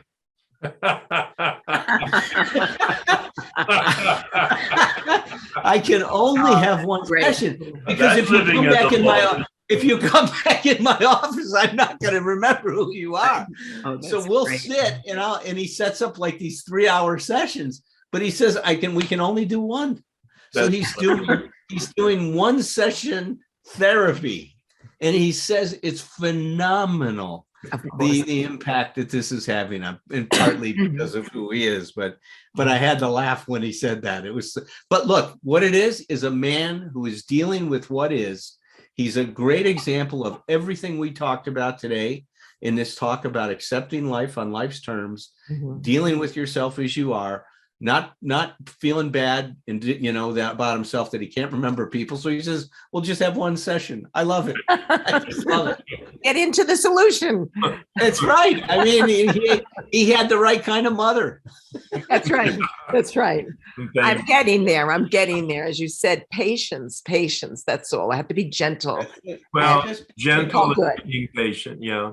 Yeah. You were good with that, Herb, weren't you? You were good with just flowing with the experience Yes, overall. very much so. Yes. Yeah. And being okay with being surprised that I wasn't okay. Yeah. Yeah, exactly. My self-hate, I found, was largely, or at least as far as I know, from developing a false self and learning to hate my true self so that I could just repress it. So it was actually adaptive, and it worked through my childhood and also my career. And regarding Marsha, waking up, and I found this with some of the women we're meeting in some of these offshoot meetings. I really grew the last 17 years since retirement when my parents were gone and I was out of that career, and I was safe to begin to become my true self. Interesting. So don't look at it as a bad thing that you're learning in an older age. It might just be a function of being safe to. Also, regarding hating, because I'm recovering anorexic bulimic, and for years I hated my body, and I began to realize that what needed to change was not my body, but my definition of beauty. There you go. There you go. Oh, that's wonderful. I love that. Yeah. Look at your definitions. Wonderful. That's part of the reframing. Yeah. So that was pretty much it. Thank you. That's big. Very good. Thank you so much. Well, I want to thank Urban. I want to thank you, Alan. I think that you have offered such an incredible gift to me today. My husband and I have been married 53 years also. And we have been on a very long, difficult journey in our lives. And I so appreciated so many truths that you have offered today that truly, truly is helping me step over a doorstep to accept reality in my life and the invitation to healing. My husband has been a part of AA for 30 some years. And through that time, he has grown. I've seen many beautiful things happen in his life, but I also feel it became perhaps a divisive thing for us. And and I don't want to cast any negativity on him. I'm looking at myself. At the same time that he was dealing with or accepting or became a part of AA, he was trying to survive emotionally because, and we have 4 sons, 3 of whom developed and presented seizures at different times. And they were diagnosed with epilepsy. My husband walked away from that, and I was left dealing with it. And it became I feel like I've been on a life raft, one life raft after another. Wow. And I lost myself, believe me. I'll bet. My husband would say, well, if you only had a program, I could deal with, I could talk about it. And all I was doing was living in hospitals. Fortunately, and I became an advocate for my children. I am also have an education background. I turned the lens, I lived in my head dealing with it at times, a lot of times. I had a wonderful team of doctors. And I understand your story, and it's a long and it's an interesting story, but do you have a question for us? Yeah, I'm getting there. Okay. The point being is that we've come to this time where our children are adults, we're retired, and we're left looking at each other. And we don't live, we're in Los Angeles anymore. We live in near Sequoia National Park. We live, and so the point in my question is, as we've reached this part in life, our difference is so great. Can we really navigate this? Well, do you want to? I do, but I don't know if my husband does. Ask him. When I ask him, he doesn't answer me. All right. That's an answer. That's an answer. That is an answer, my dear. Watch your feet. Yeah. Watch his feet. Watch his feet. You know, it's a tender, wonderful question. And again, you be patient with it, take a walk with him. And but Alan just said it. I mean, recognize that his silence and or his ignoring it is an answer. And you need to deal with that. That's where I'm at. Yeah. You know, and if you don't know what it means, that's fine. You could just go to him and say, look, I know your silence is saying something to me. I don't want to make any misinterpretations of it. Can you clarify it for me, honey? Yeah, what's your silence mean? What does your silence mean? Ask him, because it is a message, though. Yeah. You know, the one thing I tell people all the time, this idea we're not communicating is nonsense. We're always communicating. Yeah. It's every behavior is a communication. A lot of our communication is beyond words. Wow. It's not just in what we say to each other. And when we listen to that, we become tone deaf if we're just listening to words. Right. You can't really hear.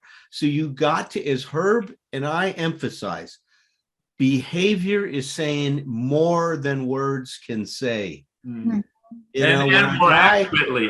More accurately. You know, we work with people starting recovery all the time. Man, I want to get sober. And we say, we'll see what your behavior tells us. Yeah, right. We know you're saying the words right now, and you're probably sincere in that. Yeah. But your behavior is going to tell us if you're committed. Yes. That's the real message underneath their words, isn't it? Or their actions.